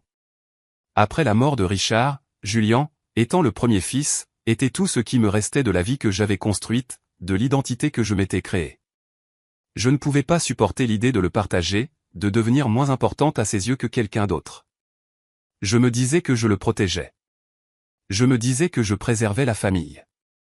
Je me disais que ce que vous voyez comme du contrôle était en fait de l'amour. Mais je mentais, Maline. À vous, à Julien, et surtout à moi-même. Ce que j'ai fait n'était pas de l'amour. C'était de la possession. C'était de la peur déguisée en sollicitude maternelle et en loyauté familiale. C'étaient les actions d'une femme qui confondait être nécessaire avec être aimée. Qui pensait que contrôler les gens était la même chose que s'en soucier. J'ai détruit le mariage de mon fils parce que je ne pouvais pas supporter l'idée qu'il puisse aimer quelqu'un plus qu'il ne m'aimait. J'ai interféré avec la naissance de ma petite fille parce que je ne pouvais pas accepter que vous soyez sa mère, pas moi. J'ai documenté des plans pour vous enlever votre enfant parce que je croyais, dans mon raisonnement tordu, qu'elle serait mieux sans la mère qu'il aimait réellement. J'avais tort sur tout. Julien me rend visite une fois par mois. Il a changé, Maline. La prison l'a changé, mais plus que ça, vous perdre, vous et Florence, l'a changé. Il parle de vous deux constamment, non pas avec colère ou ressentiment, mais avec le genre de chagrin qui vient de savoir que vous avez perdu quelque chose de précieux par votre propre bêtise. Il sort l'année prochaine. Il fait déjà des plans pour reconstruire sa vie. Et ces plans n'incluent pas d'essayer de vous reconquérir ou de se battre pour la garde de Florence. Il sait qu'il a perdu le droit aux deux lorsqu'il m'a choisi plutôt que sa famille. Mais il demande constamment de ses nouvelles. Il conserve chaque photo que vous avez envoyée à l'avocat, chaque bulletin scolaire, chaque mise à jour sur sa vie. Il a créé un album de la fille qu'il n'a jamais vraiment connue. Et il le lit comme d'autres lisent des textes religieux. Je n'écris pas pour vous demander de lui pardonner. Je n'écris pas pour vous demander de me pardonner. J'écris pour vous dire que vous aviez raison sur tout. Et pour vous demander, s'il vous plaît, un jour, lorsque Florence sera assez grande pour comprendre, de lui dire que sa grand-mère était une imbécile qu'il aimait assez pour mourir en sachant qu'elle était mieux sans moi. Vous avez gagné, Méline, complètement et totalement. Vous avez sauvé votre fille de devenir une autre Dorothy. Une autre femme qui confond contrôle et amour, possession et sollicitude. Vous lui avez donné quelque chose que je n'ai jamais donné à mes enfants, la connaissance qu'elle est aimée pour qui elle est, pas pour qui elle peut être façonnée. C'est le plus grand cadeau qu'une mère puisse faire à son enfant. Je suis fier de vous pour cela. Je sais que ma fierté ne signifie rien pour vous, mais je devais le dire quand même. Prenez soin de notre fille. Gardez-la en sécurité. Gardez-la libre. Dorothy. PS Il y a un fonds en fiducie qui a été créé pour Florence avant que le scandale n'éclate. Il a survécu aux saisies d'actifs car il était à son seul nom. Les informations du compte sont jointes. Cela devrait suffire à payer ses études universitaires et à lui donner un bon départ dans la vie. C'est la seule chose que je puisse faire pour elle maintenant et la seule chose qui reste de la fortune Santino qui n'a pas été bâtie sur des mensonges. J'ai lu la lettre 4 fois. Mes émotions passant de la colère à la tristesse, et enfin à une sorte de soulagement épuisé. Dorothy était mourante, et elle savait qu'elle avait eu tort. Julien sortait de prison et n'avait pas l'intention de perturber nos vies. Le cauchemar qui avait commencé il y a 7 ans était enfin vraiment terminé. Les informations sur le fonds en fiducie étaient légitimes. J'ai appelé la banque pour vérifier. 2 millions de dollars mis de côté pour l'avenir de Florence par une grand-mère qui avait réalisé trop tard que l'amour signifiait laisser partir. Cet après-midi-là, j'ai récupéré Florence à l'école et je l'ai regardée courir à travers la cour de récréation vers moi, ses cheveux noirs volants et son visage rayonnant de joie. Elle s'est jetée dans mes bras avec la confiance totale d'un enfant qui n'avait jamais douté d'être désiré, aimé et chéri. Maman, devine ce que nous avons appris aujourd'hui? Quoi, ma chérie? Les arbres généalogiques. Madame Peterson dit que chaque famille est différente, et c'est ce qui les rend spéciales. Sarah a 2 mamans, Tommy vit avec son grand-père, et j'ai la meilleure maman du monde entier. Elle m'a serré fort dans ses bras, et j'ai respiré l'odeur de la terre de la cour de récréation et du shampoing à la fraise, de l'enfance et de l'innocence, et de toutes les possibilités qui attendaient cette petite fille courageuse qui grandirait libre. Tu es assez spéciale toi-même, Florence Rose. Je sais, a-t-elle dit avec la confiance suprême d'une enfant de 6 ans à qui on n'avait jamais dit qu'elle n'était pas assez. Madame Peterson dit que nous allons dessiner nos arbres généalogiques demain. Peux-tu m'aider ce soir? Bien sûr. Ce soir-là, nous nous sommes assises à notre table de cuisine avec des crayons de couleur et du papier de construction, créant la version de Florence de notre arbre généalogique. C'était simple et beau.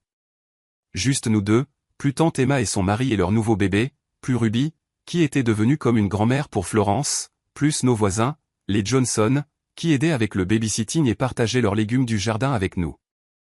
Et papa, a demandé Florence, s'arrêtant avec son crayon vert à mi-chemin du papier.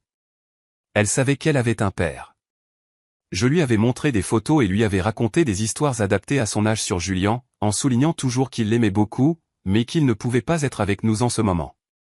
Elle avait accepté cette explication avec le pragmatisme des enfants qui s'adaptent à la réalité qui leur est donnée. Tu peux le mettre là si tu veux. Elle a sérieusement réfléchi à cela, puis a dessiné une petite silhouette au bord du papier. Il est loin, mais peut-être qu'un jour il pourra venir nous rendre visite. Peut-être un jour, ai-je convenu. Elle n'a pas posé de questions sur les grands-parents car dans son monde, Ruby remplissait parfaitement ce rôle. Dorothy et Richard Santino n'étaient que des noms tirés d'histoires, pas plus réels pour elle que des personnages de livres, ce qui était exactement ce que je voulais. Après que Florence soit allée se coucher, je me suis assise dans le fauteuil à bascule de ma grand-mère et j'ai lu la lettre de Dorothy une dernière fois. Puis je suis sortie dans notre petit jardin où le jardin que j'avais planté il y a 5 ans fleurissait maintenant de légumes et de fleurs que j'avais choisis simplement parce qu'ils étaient beaux. J'ai allumé une allumette et j'ai regardé la lettre de Dorothy brûler. Les mots se transformant en cendres et s'envolant dans la brise printanière. Certaines fins, réalisais-je, étaient en fait des commencements, et certaines victoires valaient chaque bataille qu'il fallait livrer pour les remporter. À l'intérieur, Florence dormait paisiblement dans son lit, entourée de livres, de jouets et de dessins de notre petite famille. Demain, elle se réveillerait en sachant qu'elle était aimée, qu'elle était en sécurité, qu'elle avait le pouvoir de choisir son propre chemin dans la vie. Dorothy avait eu raison sur une chose. C'était le plus grand cadeau qu'une mère puisse faire à son enfant. Et c'était un cadeau qui continuerait à donner de génération en génération, longtemps après que le nom de Santino soit oublié. Et le prix de la liberté n'était qu'une histoire que nous racontions parfois sur la femme courageuse qui avait refusé de disparaître tranquillement dans les attentes de quelqu'un d'autre. La femme qui avait choisi l'amour plutôt que la loyauté, la vérité plutôt que la paix, et l'avenir de sa fille plutôt que son propre passé. La femme qui avait appris que parfois, la chose la plus aimante que vous puissiez faire est de partir. Et parfois, partir, c'est ainsi que vous gagnez tout ce qui compte.